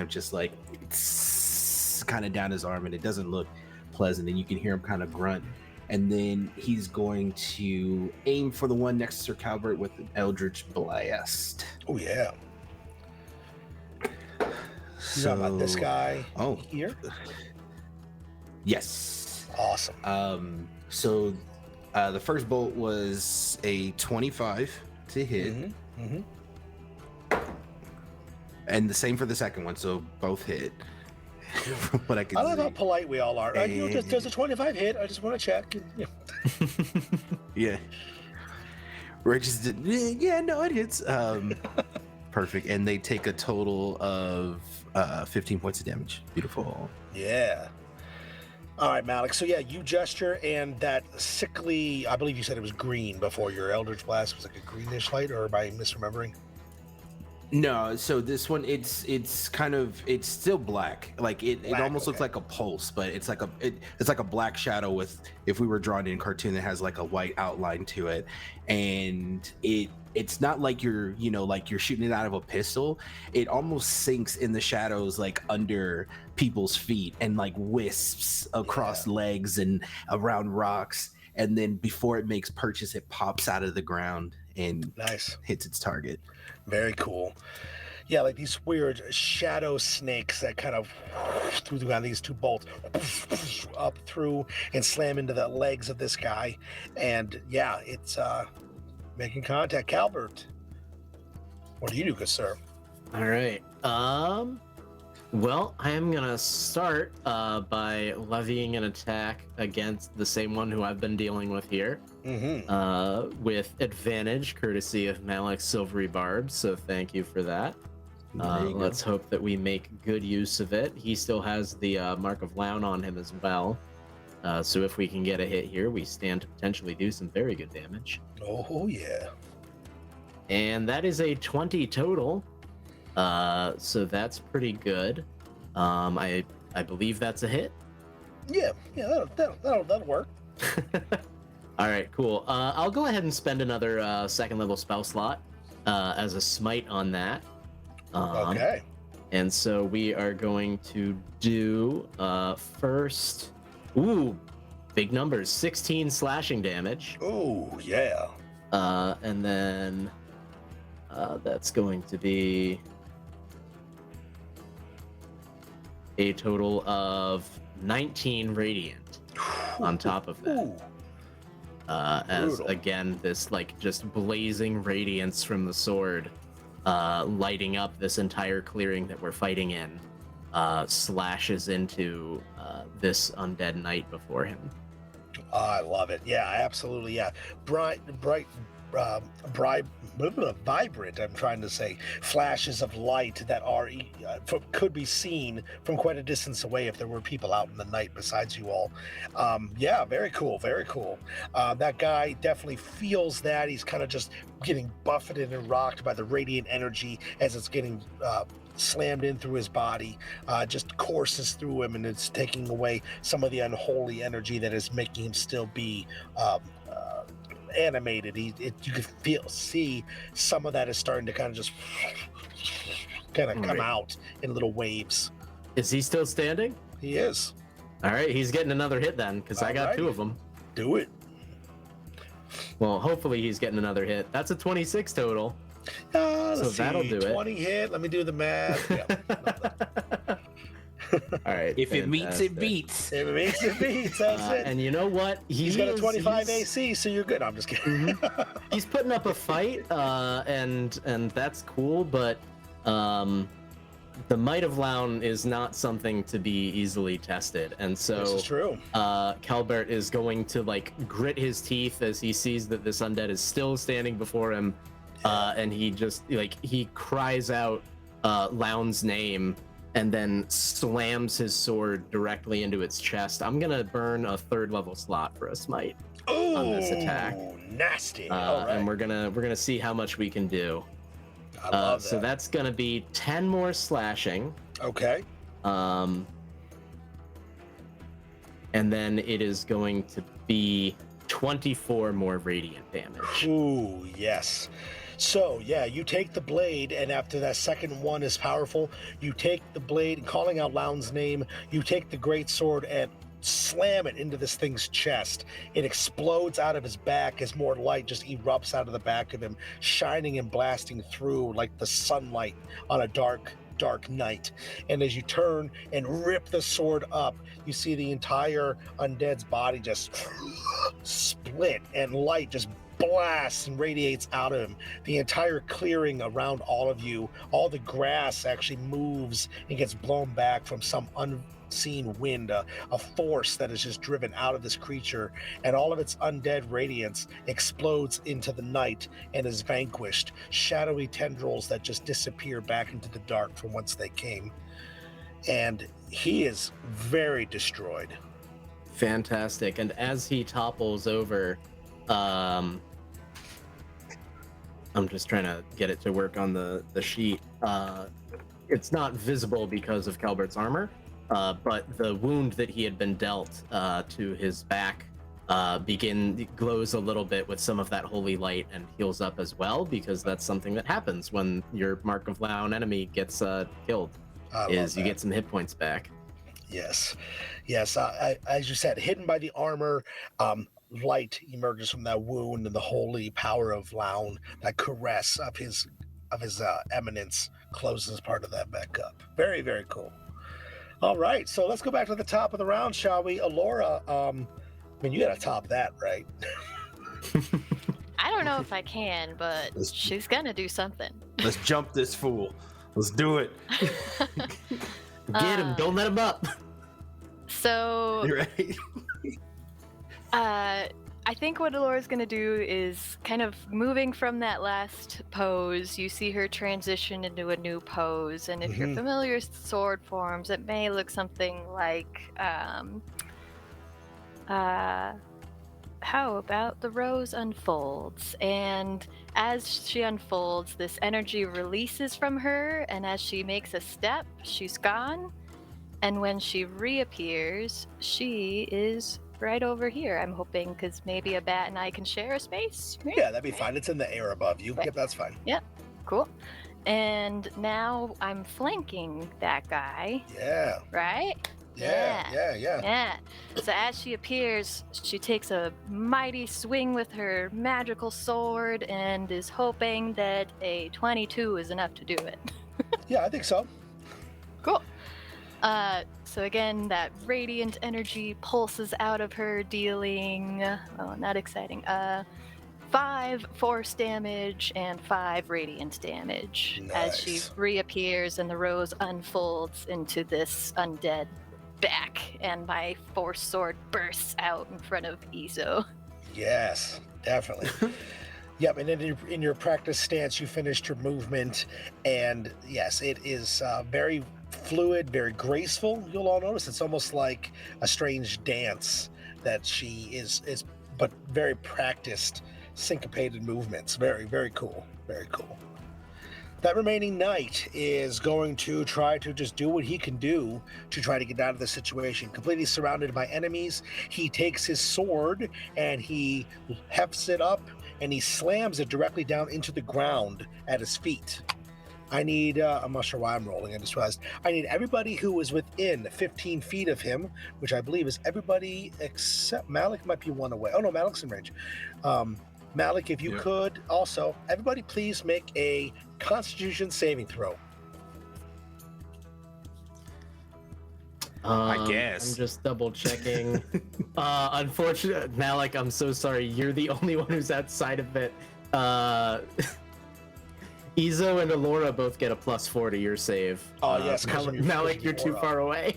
Yes, sorry. Your aura. That is. I'm sorry, bud. Yep. Well, that's good, because Nah, I I think don't I'm have good. any modifiers to my roll. But I happen to roll well, so that'll give me a 22 then. 22. Okay, that is good. I got a dirty 20 with the +4. Oh, nice. Okay, and Malik, what'd you get with your good roll? You said 19. 19. Okay, well, you know what? You guys are all okay, so you're all just going to take half damage from this effect. So. Oh, the bats. Oh, What bats. about the bats?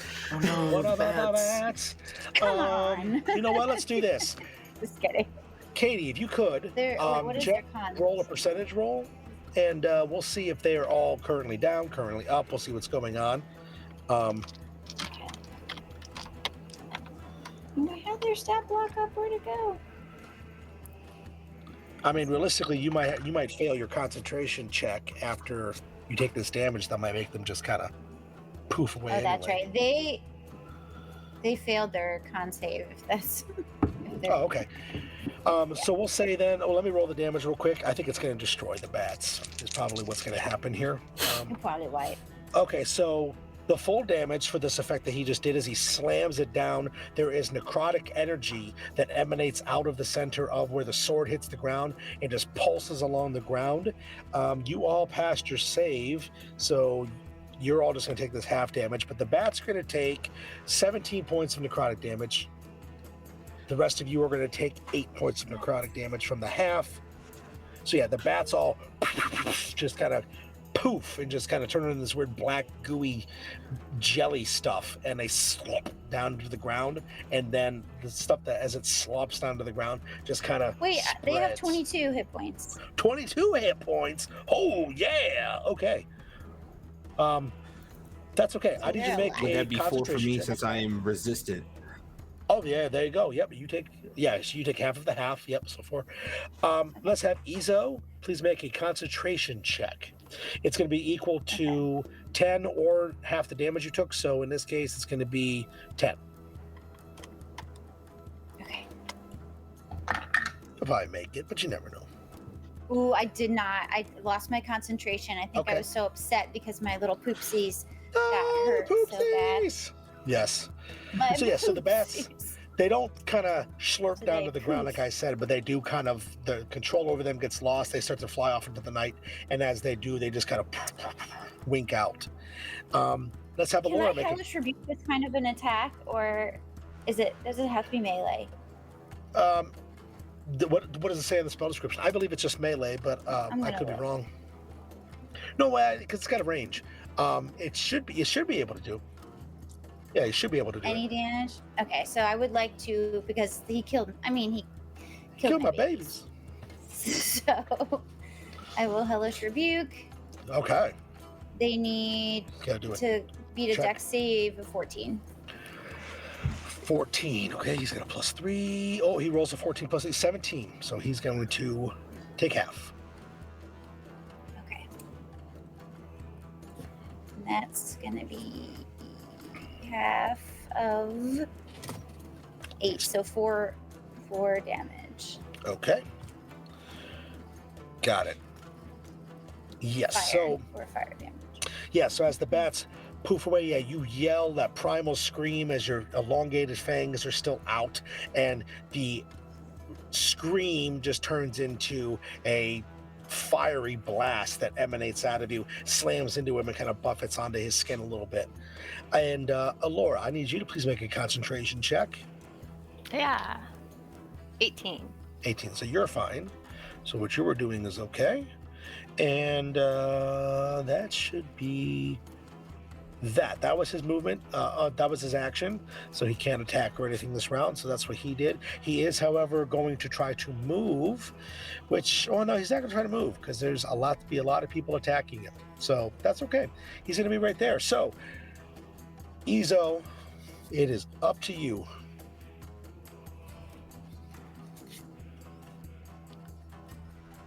Nope, you're muted right now. You're muted.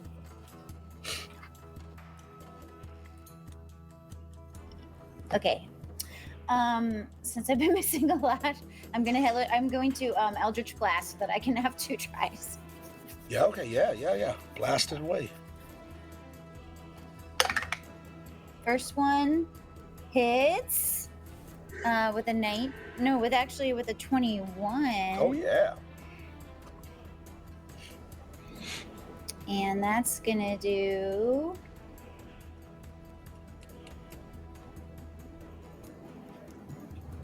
9 damage.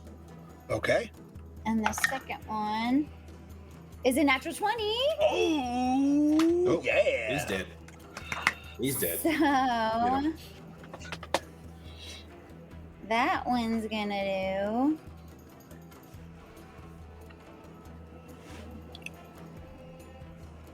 another 9. So Okay. wait, yeah. What was the first one? 9. 9. Yeah, first one was 9. Okay. Awesome. So yeah. So as your little pretties are gone, yeah, you do scream out your savagery, and you follow it up with 2 powerful blasts of your Eldritch Blast, just slam into him, and the first one knocks him back. He starts to fall to a knee, gripping onto the sword. He starts to stand, and the second one hits him, and as it hits him, it just burns a hole through the center of him. Yeah, as it finishes slamming through, you can actually see Alora on the other side is looking. Again, she's in this practice battle stance that she ended in, and then the undead just slops down to the ground between the 2 of you. And there's a moment that comes between everybody as the battle comes to a close, and the 4 of you have been successful in defending yourselves against these dark, shadowy knights tonight. And yes, Laura is back. Everyone is reunited.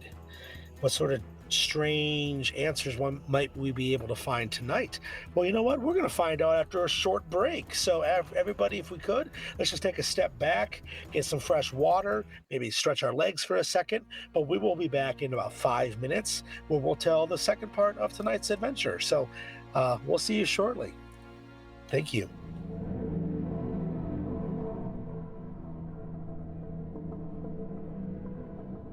And we are back. Thank you all so very much for taking time, take a little bit of a break, get rejuvenated, get refreshed like we are to tell the rest of tonight's story.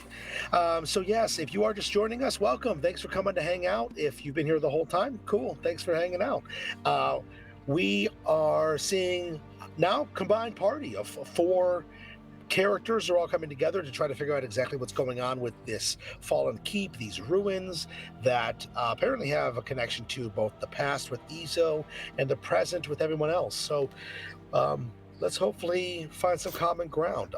We've just defeated some undead with the help of some summoned bats, and now the 4 of you stand in the ruins, looking at one another. The battle has come to a close, and there is that moment that the 4 of you share after having joined one another in battle, that unspoken word of trust, of welcome, of greeting almost. And what do you all do? Oof. I don't know about y'all, but I need to sit down. I saw the witch. Did you see the witch? Kadara, the one that the cultist was telling us about. I saw the witch. Not now, cat.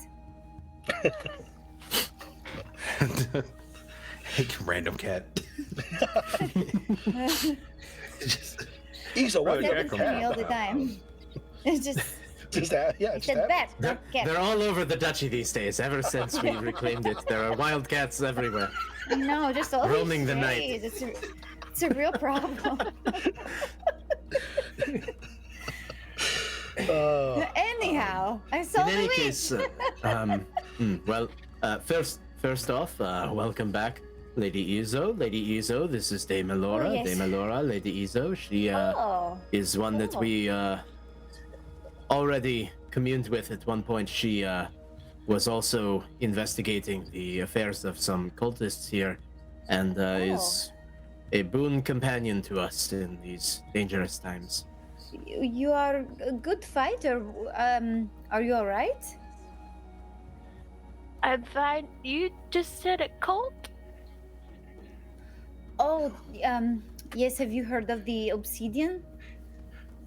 I guess I don't know. Kev, have I heard of the obsidian? You haven't actually. You're not sure what the obsidian might be. No, I don't know anything about that. Oh, they're bad, and we just ran into them before we met you, and then I somehow poofed to another time, and then poofed back, and who I was fighting was the same, the dead. I saw the three where I was, but there was also a witch, Kadara, and we spoke. She What was did she hot. say to you?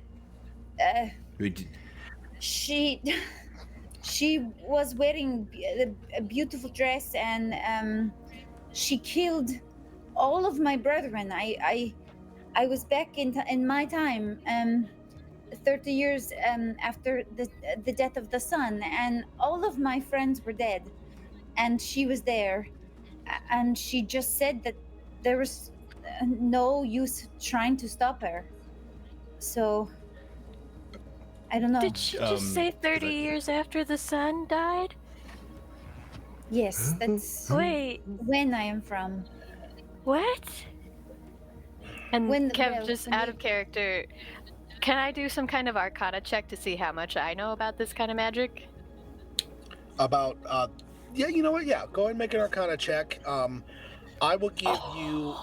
Oh, boy, maybe I don't need to give you anything. Yeah, I got a nat 20! Oh, Nice. yes. Tell her the whole story, Kev. That's it. Well, I'll put it this way, Annika, you can know everything in the handout I gave you. Damn. Oh, Homework. okay.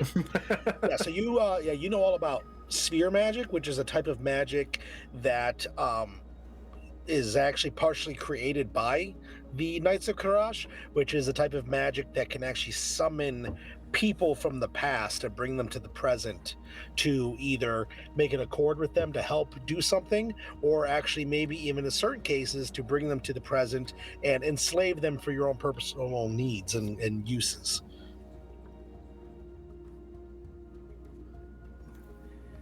I will say You this, are like, from- Izo. No, you go. Well, okay, so during that, because I didn't want to interrupt you either, but when you're talking about it and you're not really getting clear to like what she said or where she is, Malik kind of steps a little bit closer to you, and you can see kind of like he's not growing tall, but there's a shadow that grows like a little bit taller behind them, and he's raising his voice. I'm not going to do it here on mic, but he's like, "Where is she?" And he's like like you can see that he's starting to get enraged, and like his eyes, because he's only looking at you, you can see just like flames dancing in his eyes, and he's like, "Where is she?" Like making it a big deal. I don't know. She disappeared, and then I was distracted by trying to fight the dead. All Well, I she know is was in the past.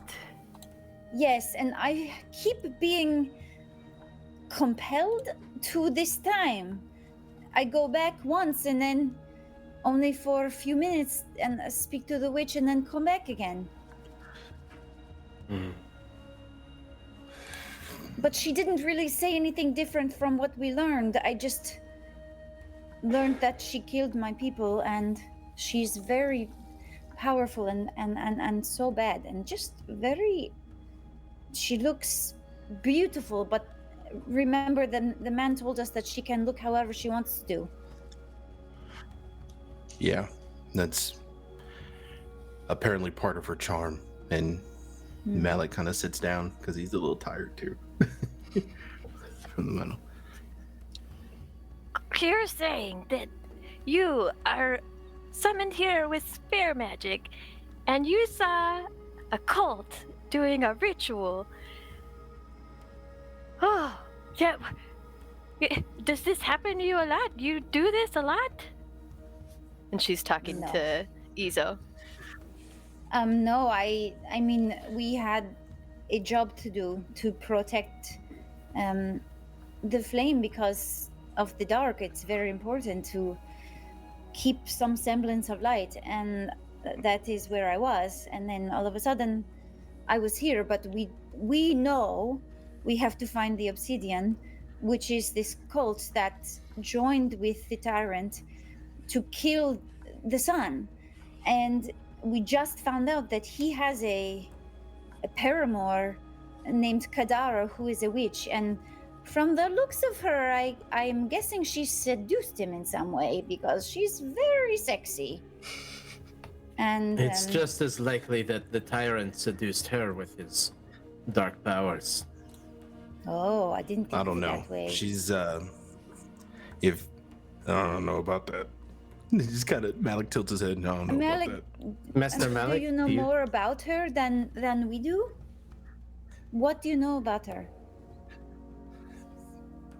that. Nothing more than what you guys know. She is very pretty. She also likes jazz. Wait, how do you know that? And what is that? Who doesn't like jazz? Oh, music. She likes the here. Oh. And he spins his guitar around and he starts just playing some bluesy stuff. He's like, sounds like this. Yeah, he has his fingers thrum over his. It's a strange lyre that he has. You would notice, Alora. It looks like a lyre, but it's got different types of strings on it. The neck of it's different. The body of it looks a little bizarre. And as he's playing this music, it's like plucking, and it picks up speed. It goes through highs and lows, a full different, almost like a dance on strings. How there's just these different fluid sounds that kind of match different mood sets that one could hear as they're hearing it. And yeah, he just plays it, and it's how good is it? Let's hear. Make a performance check real quick, if you don't mind, Malik. Oh, you mean Nat the thing one, that I'm nat super one, good nat at? one. That one. No, this is important. Not on your life. That's a natural 20 for a 26. Let's go. Yes.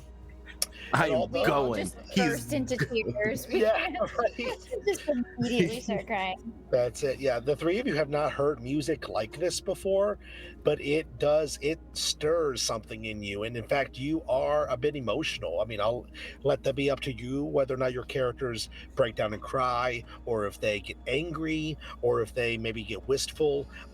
Jazz can evoke different emotions in people, and I don't think Malik's going for anything specific. So it's kind of up to you how you would react, but it definitely is something that whatever he is doing, you can tell this is an artist at work here. His fingers moving over the strings it is beautiful. It is something that is impressive. it's a low sad hum that you guys kind of feel. The tune is sad. Like if you were to equate the music into words, the song that he's playing is like a sense of longing, like he's reaching or he's yearning for something that is almost in reach, but every time he pushes forward it just jumps back away from him. So as he's playing, the high notes get high to where he's reaching out, and then it just slides down the neck of the lyre and it just goes back low. It kind of like a give and take. So Oh, wow. That was beautiful, but I feel so sad. It was Yep. moving, certainly. And as Laura was listening to the song, she starts to drop the cowl, and from the cowl itself, the beginnings of two little things start coming up as the tune plays, until eventually you see a small creature with little yellow eyes and an orange kind of crusted back, and the antennas are green, and this little creature comes out into her arms, and eventually they're just kind of together, and Laura then starts to cry, holding this little bug creature in her arms, like, Oh, so we that was beautiful. Oh, this is my Ultra. Ultra. Ultra, yes, this is her. And then the creature kind of perks That is up and is the like, cutest thing I've ever very much seen. still comforting, but like, me? Mhm. Oh. Does she eat bugs? But she doesn't really need to. She's my spirit in physical form. Oh. Well, she's very cute. Yeah, you might see me talking to her. She lives here. We just. Yes. And then Frankly, as that she is says a that, relief. crawls back in. I thought you were Yeah. talking to yourself. No. I mean, no. Thought so too. Agreed. As the In four any of case- you are all talking about the Yam Yam that has made its presence known, Yam Yam being a creature that is actually an extension of a Willoy's soul, you do see this creature does crawl back up into Alora's shawl. You all four feel like there are eyes watching you from the dark. There is a presence that seems to cut through the mirth for a moment of something heavy, something sinister that is nearby, a predator that is slowly stalking the four of you, moves somewhere out in the dark. Did you hear that? What's a man got to do to get a short rest in this piece? What's happening? What was that? I don't know. I can feel it. You're not alone. There is something out there. I fear the time for music is over at the moment. Does it feel like it's all around or coming from one specific place? No, it felt all around you. It was almost as if, well, let's do this. Anybody who would like to make an insight check to see if you can kind of get an idea of what exactly is going on here. Absolutely. We'll make it fun. I got a We'll- 22. Oh, nice. Ooh, me too. Nice. Oh no, 24. 19. Cannot add today. 14. Okay, that's okay. You all feel it from all around you. It's like the ruins themselves are actually watching you, observing you, keeping note of you.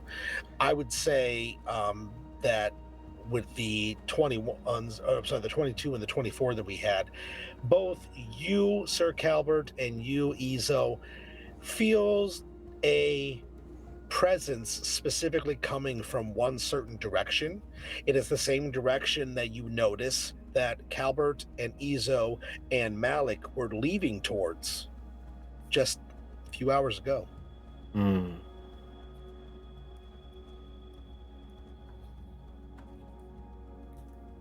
Something is Are we going to have to lurking. fight again? Something Yeah, is you lurking look out like in you're the night. having a moment. What could be lurking?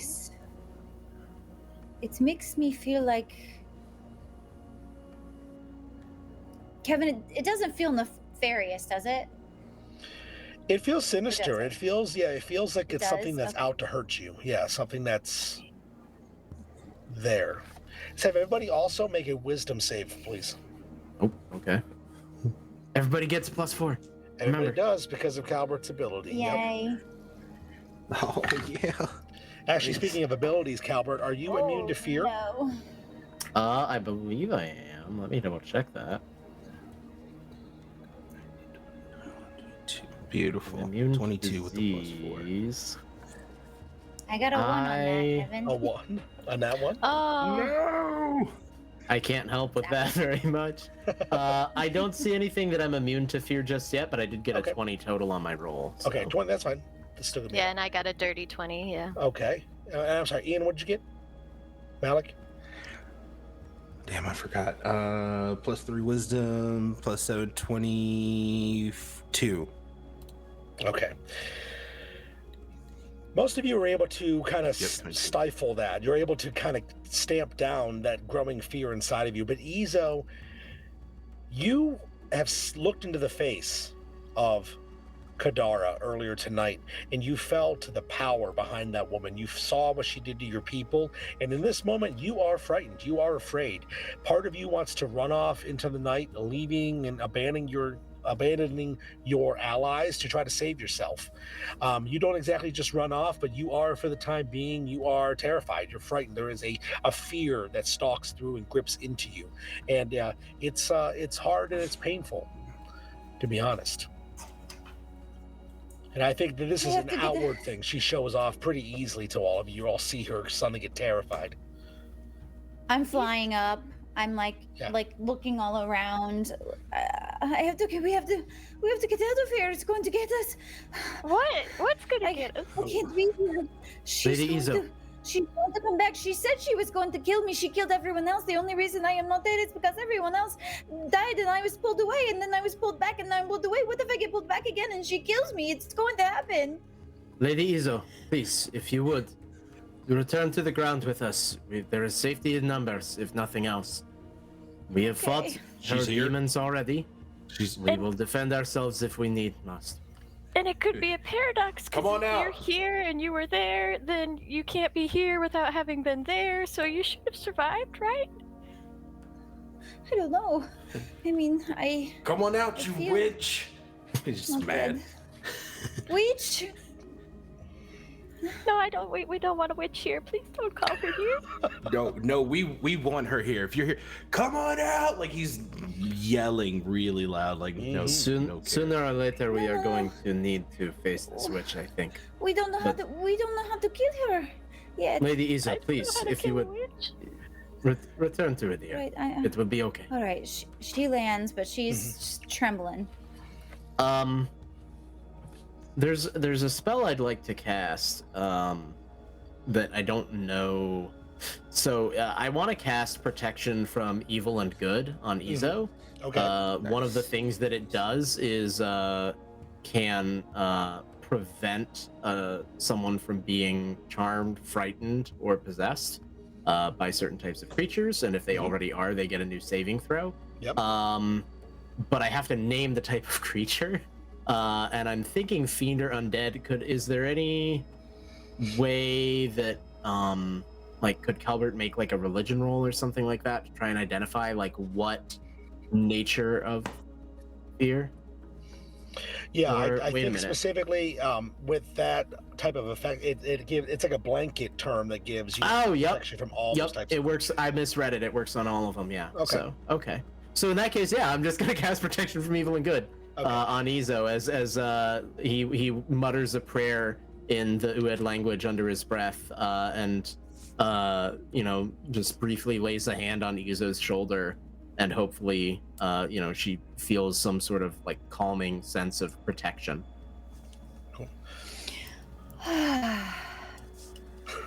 Okay.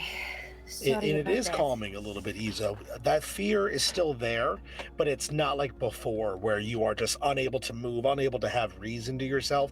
You are able to actually get a better understanding about what's going on. Okay. I'm sorry. She was terrifying. I'm The dark terrified for is- you. She's not. What do you mean? That was just scary. You were so scared. The dark I is am full so of scared. terrors. The dark is full of terrors, but stand firm in the light. She's not scary. She's a menace. Malik, I do not mean to be too forward here, but I think you need to share with us what you know of this woman. You are saying these things as though you know her, And quite frankly, your magic that you used in the battle, I felt it, I saw it. It also is of shadow. And I think that you are a good man of a good heart. But there is something that you are not telling us. Nah, you're not being too forward, friend. I just don't like people who take things from me. And as far as the good heart thing, you don't know me that well. She's not scary. She can be scary. She's a menace. She's annoying. And she's a jaded bitch, like he yells out into the into the night. Do you know her personally? Nah, I wouldn't say personally. I mean, as personal as one person can get with another one behind closed doors. Oh. The most that I know is what I said previously. If she's not here, and if you can't point me in the direction of her, at least we can do is keep moving forward and find the rest of the cultists. Well, if She can kind of point to the location where she was when Kadara disappeared, but it was obviously in another time. So, I will sort of gesture to where she disappeared, but the fear, the tremors of shadow that we felt a moment ago, they seem to be most strong in this direction. And Calbert gestures in the direction, which, again, I think you said was where we were headed before these, latest developments. And he says, that is the direction of where these cultists stole the tome, which we recovered. That is why I was riding out to begin with, hunting for them and seeking out this obsidian to see if I could determine what it was that they wanted with the text or what their goals were. Perhaps by returning to where they stole it, we can find out a little more about what it was they wanted and what this Kadara is attempting to accomplish. yes, I do think we must. Well, I know I just met you all, but I've never heard of someone seeing spear magic in this time, and you've seen me fight, so I do okay. Can I just come with you? Of course. Oh. I had no idea what the magic was, so if you do, then Oh, I think it is beneficial that you are with us. wow. I, for one, would be honored to have another knight fight by my side, Dame Elora. Yes. You shouldn't be too scared. You're very capable. You handled yourself well. It's really impressive. Yeah, I try, but it's just not my mom. It's a long story, but I'm not her. But yeah, we should go. Oh. You know what? Just like Malik's personal connection with the Switch, I'm going to let that one go. Let's ride. Let's just go. I'm definitely not going first. I'm that gonna one got stay me. really You know, close like to... I'm a paladin. Albert. I can deal with physical injuries. I can deal with diseases. I don't know enough about psychology. I'm not trained in that regard. Right. You can maybe talk to a cleric about that. A different kind of bard than Malik is, but Right. me? Mm-mm. Yeah, definitely not this one. Well, meanwhile, she's oblivious that she said anything awkward at all, so she's just like, yeah, it's fine. Right. Just like, it's fine. So, Alora, before you all ride out, is there anything that you wanted to share about spear magic and how it might work, what you do know about it, or are you just going to let that see if it comes up again, if there needs to be more development? Because being a Karash wizard, a Karash knight, you have quite a bit of knowledge about a bunch of different subjects. That's part of the training, part of the upbringing of the order that you are a part of. what is your personal viewpoint aside from the order? Because you are someone, as you yourself have mentioned, you're trying to establish different ways to do things to kind of step out of the stuffiness of the past. What's your personal viewpoint on sharing information that you have? I guess before we talk about if you share any information or not. Yeah, I think Alora would be open to sharing, but if I could just ask for a moment to, I'm actually still reading through Okay, yeah. what I have, so I can just No, remember that's fine. everything we know. That's fine. Yeah, it doesn't have to come up right now. It can come up in a moment or whatever. Yeah, I was just giving you the opportunity if there was anything you did want to say or do. Yeah, I would love to say things, but I don't know what to say yet. That's fine. That's fine. Okay. So it sounds like you all are mounting up then. Now, I know we have Caliber has a horse. He arrived on one last time. Malik does not. We've established. And Ezo, you fly. Alora, did you have? I didn't really. When we discussed how you were coming in, we didn't really discuss you coming in with a mount. But do you have a mount? Do you have a different means, or are you on foot? Yeah, I guess we didn't talk about it. I don't think Alora would have used a horse. I actually think they would have freaked her out. Okay. Well, okay. Oh. Not a problem. Not a problem. So, yeah, so Calbert, you swing up into the saddle of your horse. It's going to take the lead, being a knight who is one who protects the people and is a leader amongst men.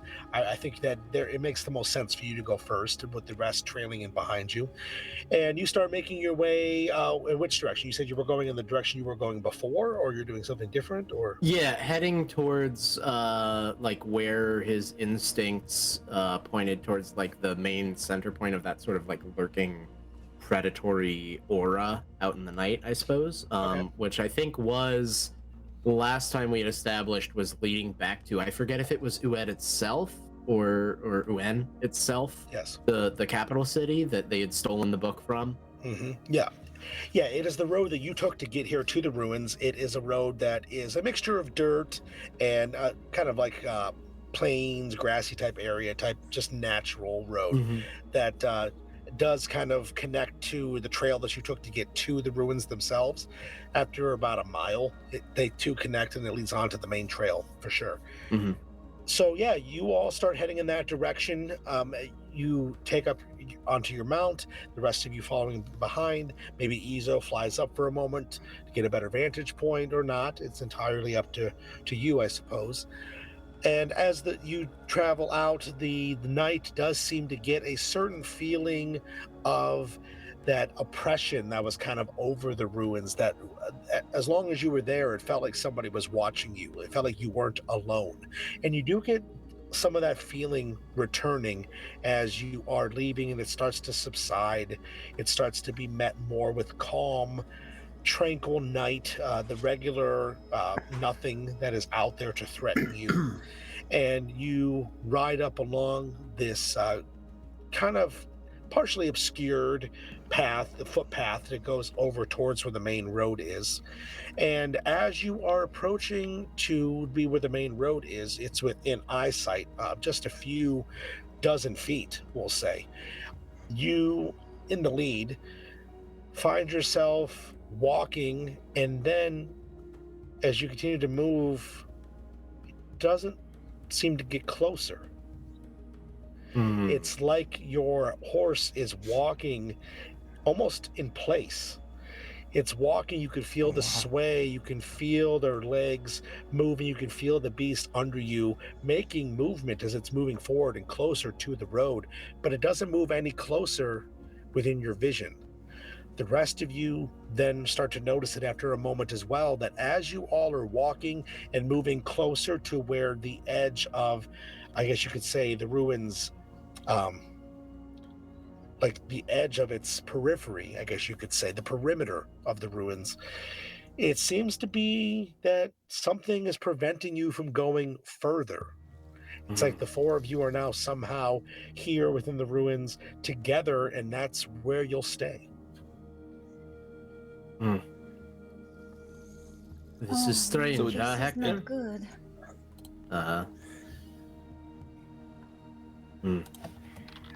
Okay, so it's it's not allowing us out of the space where the runes are. Is that my understanding? Yeah, so if you could imagine of an aerial view you would have of the countryside, there is the part where the actual ruins are. Let's say that is to make it simple, imagine you're looking at a battle map, and it would be your typical 5x5 squares. If the ruins would be, let's say, a 4x4 area, you can go another 4 beyond that. So it's basically about double the size of the ruins around. Irregular, it's not a complete perfect circle, but it's basically the area that the ruins and what would be like the surrounding land that would be part of where the keep was. So that full area. As you get to this edge of it, it doesn't seem to let you pass through. Something is keeping you at bay. Could I do detect magic as a ritual? Like, just kind of walking around the perimeter? Yeah, absolutely. Malik, you mentioned that you're able to detect magic as well. Did you want to do something similar, or? Yes. So I guess as we notice that we're not making any headway outside of the rooms, seeing that Izo's going to do a perimeter, I guess I'll take like the middle point of the runes and kind of just fan my consciousness out to see if there's anything stronger. Okay, absolutely. Let's have you make an Arcana test, if we could, please, Ian. And Izo, let's have you make a perception test. Okay. Let's go. That's going to be 21. 21, okay. It's one of my proficiencies. Nice. 26. Ooh, okay. Yes, so basically with Malik starting in the center of the ruins, pretty much right where the summoning site was, where the battle just was, it's all this same centralized area. Pardon me, with you starting there, Izo standing on the edge, making her way around the perimeter. Pardon me, what you will find is, in fact, it is, for lack of a better description, a complete circle around the outside, the perimeter around a half-mile distant, so half-mile radius, I guess you could say, from the center of the ruins. It goes around that this unseen barrier, this force, this magnetic pull that keeps you from going further, exists all the way around. And it does seem to localize and start at the centralized point where you have noticed the motes of energy, the purple light show when you first met Izo. And then when you come to think about it, Calbert and Malik, when you came upon Izo and she first appeared out of the portal in the night sky, that was right at that half-mile distance. So it's almost as if you both were outside of this area, and when you came up to that area where you met her, the three of you passed into it, unrealizing, it would seem. But now you are here and unable to leave it again. It seems we are trapped. Laura, do you know anything about this? Is this sphere magic that you were speaking of? You are a knight of Karash. Perhaps you can enlighten us as to what's happening here. Well, first of all, is this a part of the sphere magic? It could be. Okay. Specifically, you've heard of sphere magic, seen sphere magic performed on a much smaller scale, but if somebody were to do it this large, it'd be somebody pretty powerful, but it's possible. Well, if this is sphere magic, it's really big sphere magic. Like, that would be really, you'd need a lot of power, and it's really hard to do, and it takes a lot of time, but yeah, I was thinking about it, and I remembered that, like, sphere magic is interesting because someone has to do that to you. So someone's doing this to you, Iso. They have to summon you. They actually have to use a part of their spirit to summon you, so they're willing to pay part of their life to do that. It seems like if you've been here more than once, they may have had to do that more than once, and Oh. it can be really cool and beautiful, and I'm really happy you're here, but the problem that I worry about is I remembered that technically whoever's summoning you can control you and give you amnesia, so you don't remember that's happening. That could be a That would- problem if, yeah, that's not good, I don't That think, would but explain why I feel so confused about it. But is there no way of telling if the person doing it is doing it for good or for bad? I mean, you've been doing good. I just if you can't remember what they're telling you to do, you could be doing That's bad and true. just not So know it. if I am doing good things, then the person controlling me, it's logical that they would be good. Mm. So Yeah, perhaps that's then yeah. I am meant to be here to help, but then why? Then perhaps it is not related to this trap. I think a I'm very gonna try. pressing. Oh, go ahead. I think a very pressing question would be, who did the summoning? Right. Yeah, I don't. Do I don't have know if I any have a way inkling to of do who that. it might be, Kevin? Like, is Well, there... you do know that when you and your order were sent here to go to investigate the keep, they were because they weren't ruins when you were there with your group. Mhm. It was a keep. There was some small battle damage from something that had happened in the past there, but nothing that was too crazy.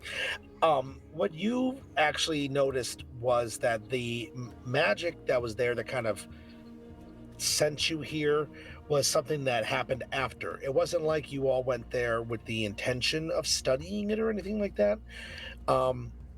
Go ahead and, if you don't mind, either make an intelligence or wisdom test.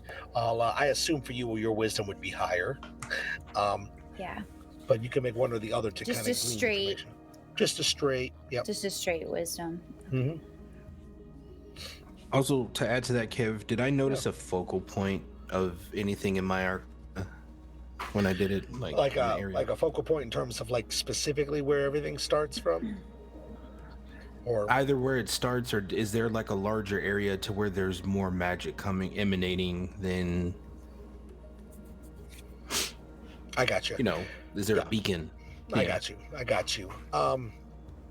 The magic of the area, as you are studying and trying to find out and pinpoint exactly where it's coming from, you can't feel like an exact right here location, but you can definitely feel that it does feel like as you walk around, you see that there are, here's part of what a wall was here, and here's part of a tower that would have been here in the rubble. You come to find out that the centralized point of everything is where the actual keep itself was. So it's basically, for lack of a better description, almost the exact center of this area that you're trapped in. Gotcha. Okay. I got a 23. Was it 23 on my wisdom? Okay. You have a flash of memory that comes back to you. You and the 11 others of your order, of the keepers of the secret flame that were moving around and investigating. You remember a discussion about if any of you should investigate a strange purple rift that opened up. And you remember there being a slight discussion.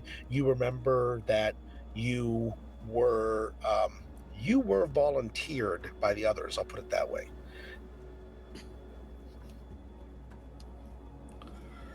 Oh, I just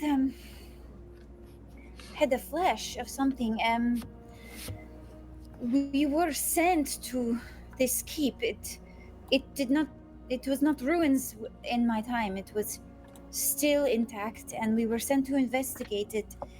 And there was this strange purple light, like a rip in the air, and I was voluntold to check it out. Mm-hmm. I was voluntold to come. That's hard. I relate very hard to that. And I don't remember why, except that it wasn't a good thing, I don't think. I don't By whom I don't think they were chose me because I was their favorite, if that by makes whom sense. were you and your companions told to investigate the keep as it stood in your day? Have you any recollection? No, it is part of the order of the Keeper of Secrets.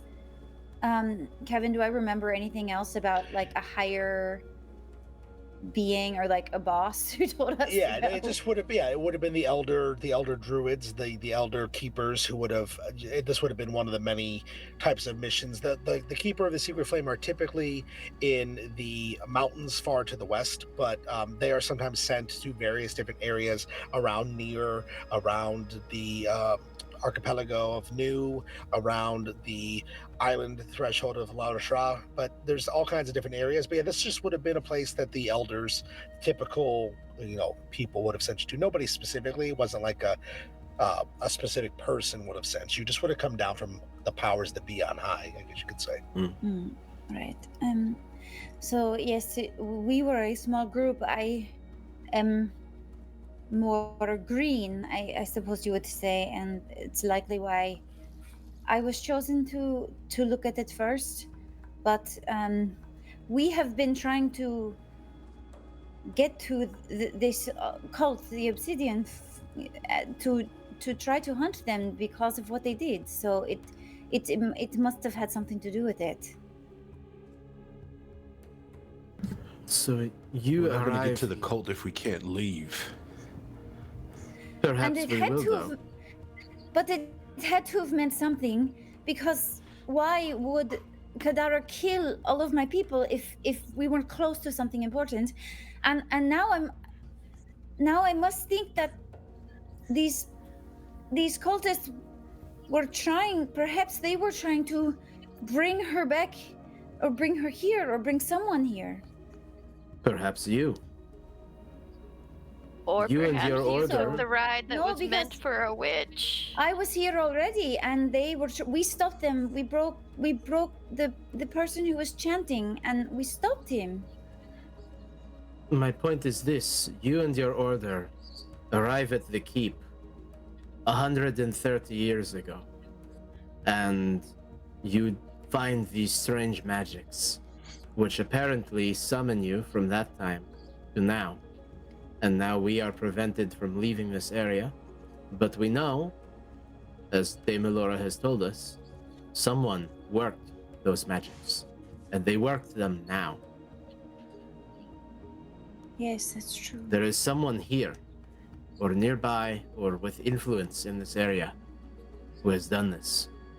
And I wonder if the Obsidian is a cult with a witch consort of the tyrant that has existed all this time.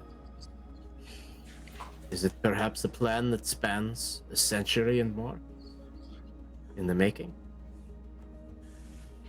I think that is possible. I don't know. Wow. I mean, that's crazy, but it does give me an idea.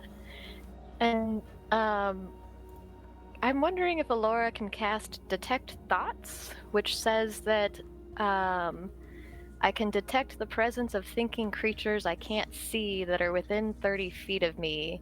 It can penetrate barriers, but 2 feet of rock or 2 inches of metal other than lead, or a thin sheet of lead blocks me. So if I use a minute to take a lap around where we are and where we're stuck, do I detect anything? You're muted. I was muted. Yes, thank you. Interesting. Yeah. How long does that spell last?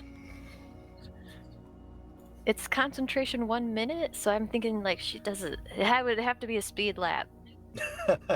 I think even. Or I could do 2 slots. I could do it for 2 minutes, but I would need 2 slots, and I do have it. So. Okay. I do think even at a fast clip, running around this entire perimeter in 2 minutes would be pretty superhumanly fast.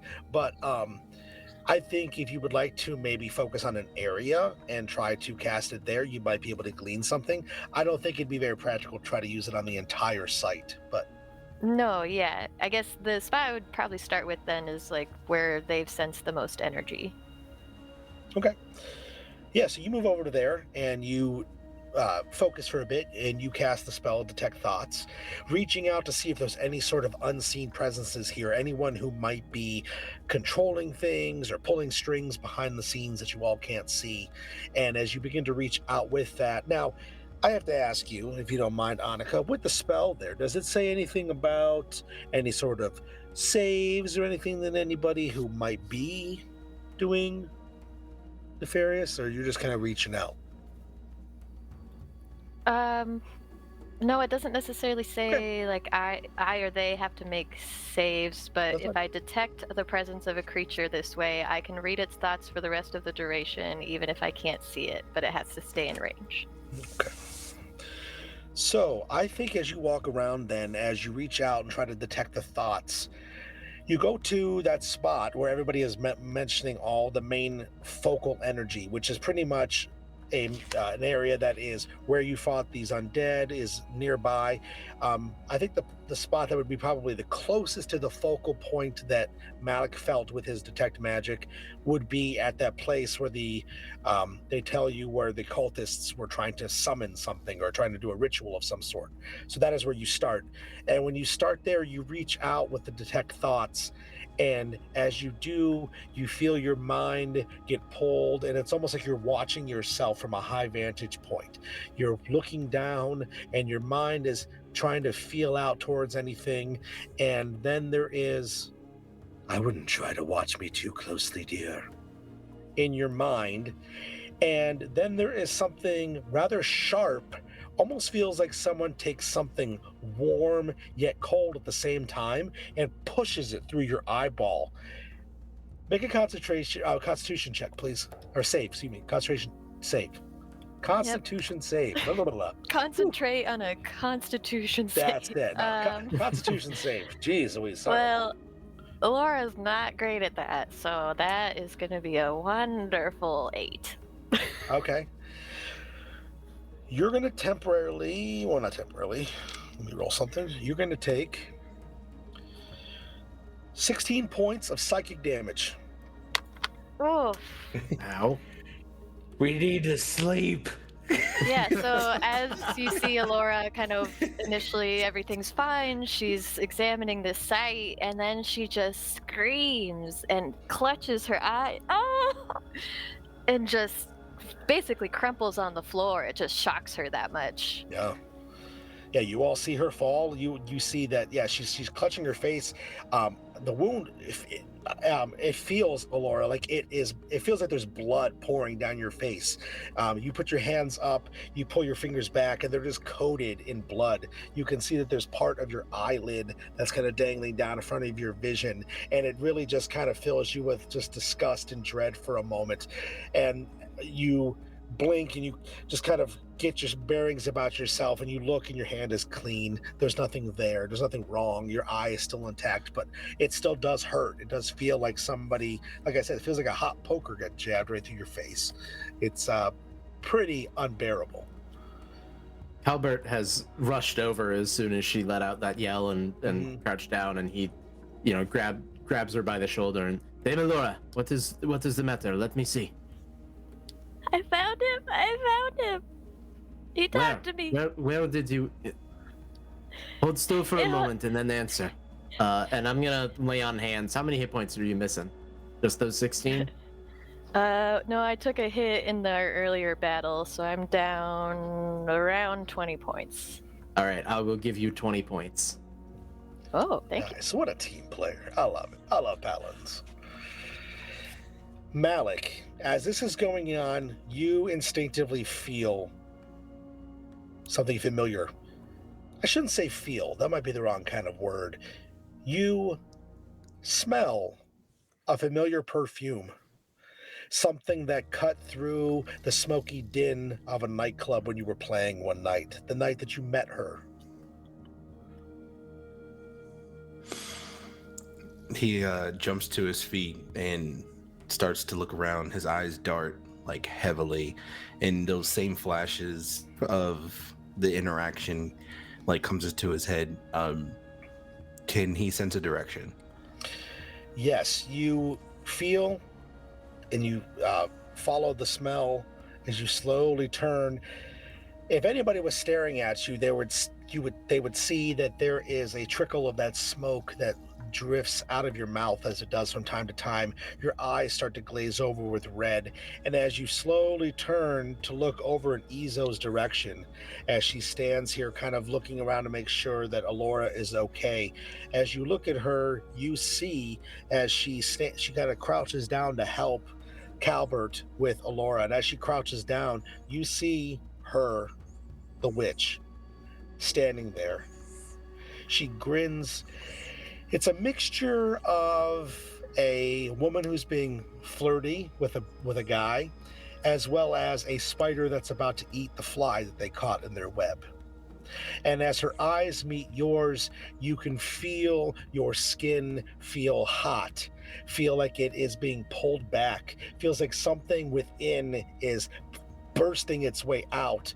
Your hand instinctively gets pulled up towards your face, your left hand. You can see that it is withered and desiccated, burnt. The horrid nature of what happened to you being revealed in this moment. And as as Izo begins to stand back up, the woman, Kadara, you knew her by a different name, but you can't seem to remember it right now for some reason. As Izo stands and looks towards you, Izo, you see that Malik is looking at you almost like a man who is looking at you like he's noticing you for the first time. He's looking at you with this look of bewilderment on his face. And Izo,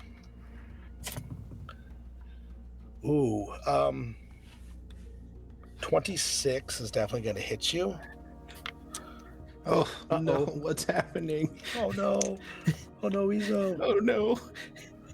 Okay. There is anxiety in and out of character right now. Okay. Izo, you're going to take 18 points of damage. And please make a Constitution save. Okay. Oh, come on, Izo. Hello, kitty. Help me. She's worried. These feral cats in These this feral land. cats have returned. Oh wait, does she get a bonus no. because she's near you? I don't know if she's near me. I rushed over to you. Oh no. How much is it, Katie? 7. 7? Oh no. Oh no. Oh no. Okay. So this is when the party dies. Yep. Mm-hmm. Right. Stuck in a rune. Okay. Izo, you feel something sharp on your back. And as you feel something sharp on your back, you suddenly get a feeling in your chest, something uncomfortable. It almost feels like that one time that you were dared by one of your companions to eat this weird, crazy spice, and your chest hurt for a couple of hours after. You're not really sure, but you feel pain, burning, a detachment from yourself for a moment in your chest. And you're going to take an additional 32 points of damage. Oh no. Oh, what? As Malik, you watch as from the center of Izo's chest, her heart punches through her chest in someone's hand.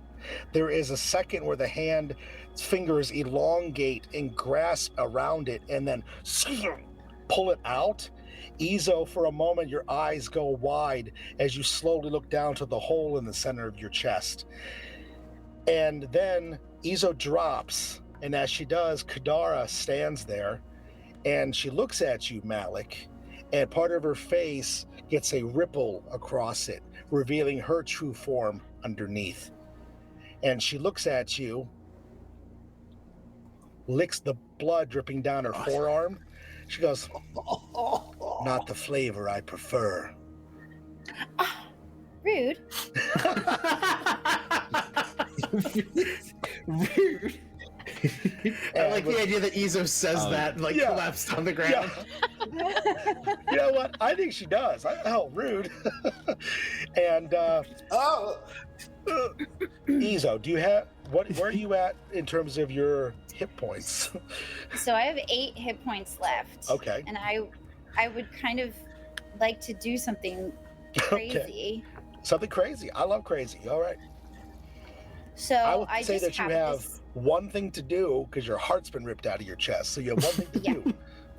What do you do? Oh, this is not an illusion. Oh no. Oh my gosh. I thought it was another illusion. No, this is crazy time. If there's a time for crazy.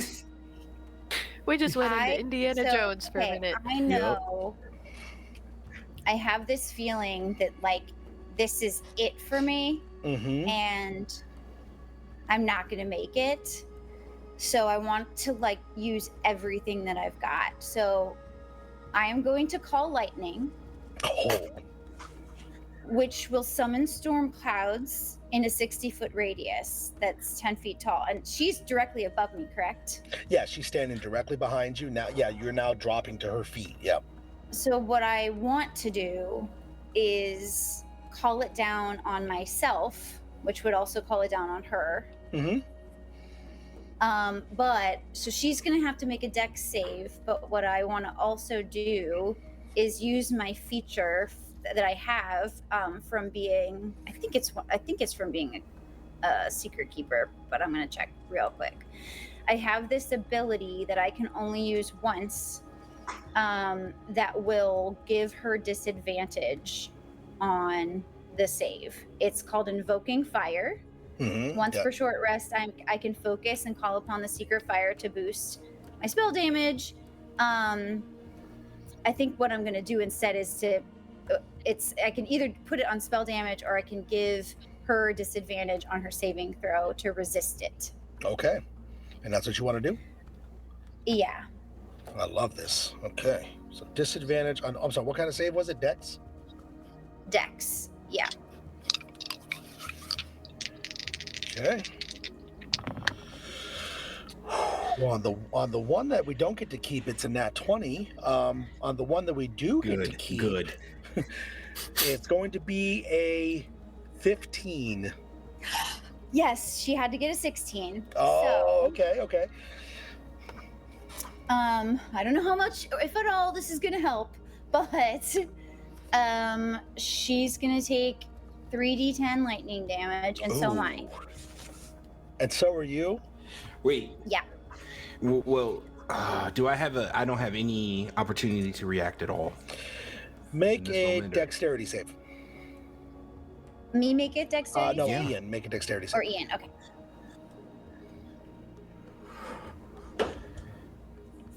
I don't react at all. That's an 8. Okay.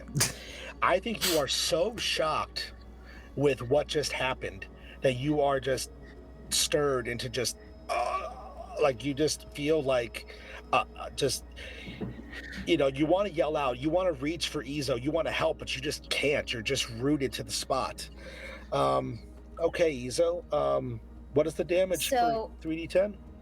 I just want to add a little flavor to this that I have all of this power from being a secret keeper, this like extra power fire, whatever that means. I want to use all of it, everything that I have. And then also the 3d10. Oh my God, this is poetic. So I have 8 hit points. It does 8 lightning damage. So not a great roll, but honestly, that's kind of cool. Come on. It hurts me. Okay. That's good. So as Izo falls, and she goes, rude. And as those words leave her mouth, there is suddenly a bolt of lightning that streaks down out of the sky. There is a peal of thunder from all around you all. It echoes and reverberates through the ruins. And the lightning bolt streaks down and slams into Kadara. As it does, the area is illuminated. All of the rest of you see this woman standing here. You might have noticed, everyone, that there's no art tonight for Kadara, and that's because you each all see something different when you see Kadara because of how her illusionary magic works with this form she's in. So you all see what would be, in your opinion, the most beautiful woman that you've ever seen, wearing a dark garbed dress with long flowing hair, in different style and different types of makeup to the areas you're from, or what you just might have be your personal aesthetic. But as it hits this woman, all of these forms, regardless of what they might be taking, her body racks for a moment, and that form ripples away, and something flashes in that shadow.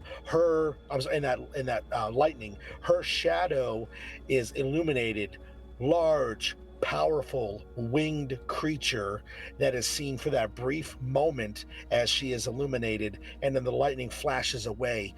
As Izo, down below, the last thing that you see as you look up at this woman as she gets blasted with this electricity is the distant flame in Soul's Peak that calls to you to protect it.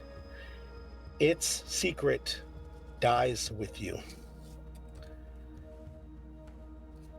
And Katie, is there anything you would like to say to anybody or anything in this final moment? What goes through Izo's head? What is her last thought? Because congratulations, you're the first PC casualty here on La Notte Eterna. So I think that I don't think she was like anticipating this 10 seconds ago at all. Yeah, right. But I do think that there's this flash where she remembers everything. She remembers her purpose. She remembers why she was sent to investigate the rift, and it's because she's been kind of a screw up, and nobody really likes her back home, and so she's been trying to prove herself, and like she feels this moment though right before she dies of like filled with like purpose and ability, and like she knows like this is what I was meant to do, and she just like explodes it all at once, but she feels very proud like in that last moment, and hoping that she can at least weaken this witch in some way that will help her companions down the road. I love that. Absolutely. And perhaps in a way that they don't know yet, or that you won't think of for a couple of episodes. I love that. I love that. And as the rest of you look back to this beautiful woman, you don't in fact see the beautiful woman. You see her true form revealed. The talisman that she had that gave her the ability to look like these different things is destroyed by Izo's magic. One of the biggest things that she's been able to use to beguile and manipulate the people that she's been using for a specific purpose has been destroyed and forced away. And Izo, on the ground, you look at your companions one last time as the other three of you see the black dragon burnt and scarred upon entire one half of her form, throws her head back into the night, and with a howl, whips up into the air and peels off into the night away from all of you for the time being. And that is where we will draw our tale to a close this evening, everybody. Thank you all so very much for watching. Katie, that was emotional. That was great. Thank you so very much for being a good sport about that. Yeah, so, I liked it. Thank you. Yeah, it's Grimdark Fantasy. Sometimes not everybody makes it. So we'll just have to make sure that Izo is going to be avenge me. Gonna have to be taken care of, as you all have to deal with the black dragon that is Kadara in her natural element. So thank you all for watching tonight. Let's have everybody real quick go around the horn and give everybody a chance to say who they are, where else we can find them all out there, what else they're up to. Katie, I think it's only natural that we start with you. So Katie, please tell us what all you're up to, because you don't do stuff besides just break our hearts here tonight. So go ahead, Katie, tell us what all you're up to. What else you got going on? Yeah, so again, I am Katie. Katie O'Lady or the Nerdy Argonian Maid on Twitter. And I play games with Crossroads Games YouTube channel, and with Cast Eye Podcast, which is available anywhere you can listen to podcasts. And then just here and there, like this game, here, there, and everywhere, I'll just pop up every once in a while. I love to do cosplay.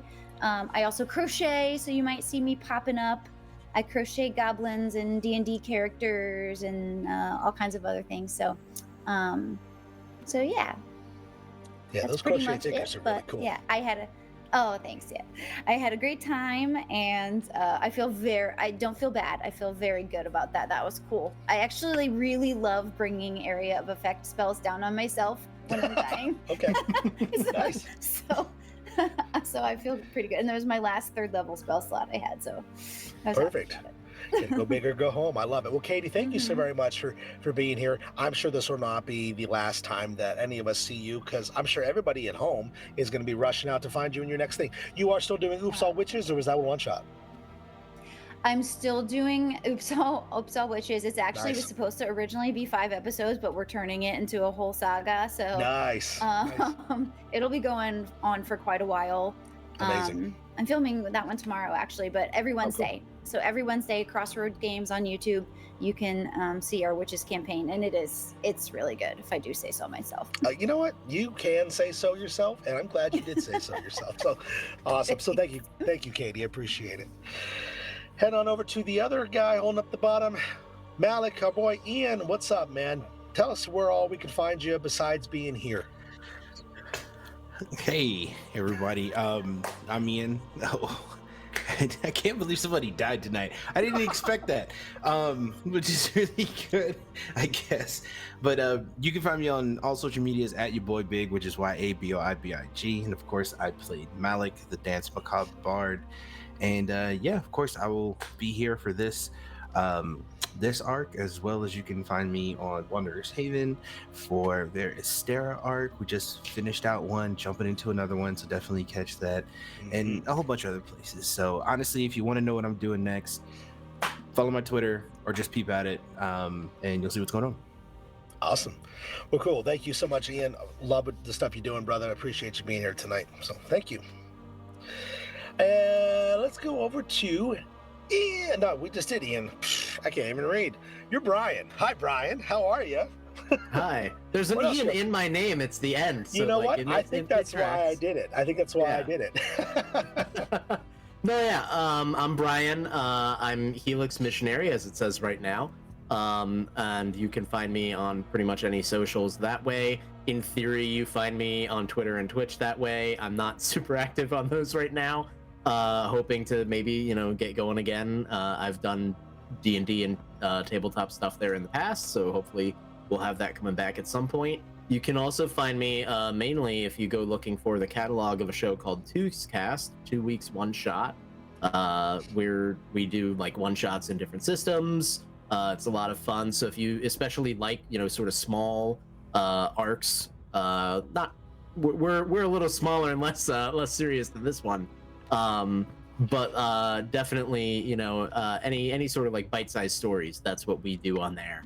And we have 2 seasons that you can go look at. We're on a break right now. Season 3, we'll have an announcement at some point about when that's coming out. So awesome. Yeah, it's a great show. It's a lot of fun, a lot of different stuff. Yeah, if you like smaller bite-sized, finish it in a travel to work or 2, it's really good. It's a lot of fun. You guys have a lot of fun. That's really fun stuff. Cool. So thanks for being here tonight with Sir Calbert and, keeping us all on the straight and narrow. Perfect. And Annika, welcome to here. And yeah, somebody died. So welcome. Yes, thank you. May the moon smile upon you too. Yeah, right. Yeah, tonight I was playing someone who is a little anxious about things, the wonderful Elora, and we'll see how she deals with witnessing her first brutal death, as well as the first attack from a brutal villain, and that's a lot to process. So when I'm not here for this month, we are still establishing timing and everything fun like that, but on Wanderer's Haven, I'll give a teaser that you can think about who you're going to call and keep an eye out for details on that. Meanwhile, we did reschedule the Obojima one-shot I will be doing. That will That's gonna be good. be on October 30th. And if you don't know about Obojima Tales from the Tall Grass, that is a merger of Legend of Zelda and Studio Ghibli content in a wonderful session that just got funded on Kickstarter. And we're super excited about that as well. Otherwise, though, I'm taking a little bit of a break, so I am available, but also trying not to be. Yes, indeed. Well, thank you for joining us tonight. We will look forward to you being in the rest of the arc with us, and I promise not to kill you off violently next time. So, no, thank you so much, Annika. Looking forward to next time. It's gonna be great. So yes, before we go, a couple last minute things. I want to say thank you, of course, to Jason Forbes, creator of La Notte Eterna, as well as Ali Rebelli Edezione, which is the company that publishes it. Thank you. And who publishes it and puts it out and giving us the chance to play in their really cool world and have these characters that actually add to the story canon. If you want to get into La Notte Eterna, play your own stories, you can. You can go to the link tree, which is above Annika's head, and also down below on the front page of the show, on here on Twitch as well, where you can actually get a copy of the Quick Start Guide, which lets you play different types of new characters, learn about the area where the characters are currently positioned, and tell your own story. It's got a really cool one shot in the back. It's pretty awesome. And yeah, that's a good place to find all that stuff. I want to also thank Neutral Party for the map that we got to use as everybody was doing some combat tonight, as well as tabletop audio for the music that we used. Finally, I am Kevin. I can be found online at the socials at KevRan Games, and I am the main Dungeon Master and U.S. Ambassador for the brand here, as well as doing work on Wanderer's Haven that was mentioned by a couple of our guests tonight.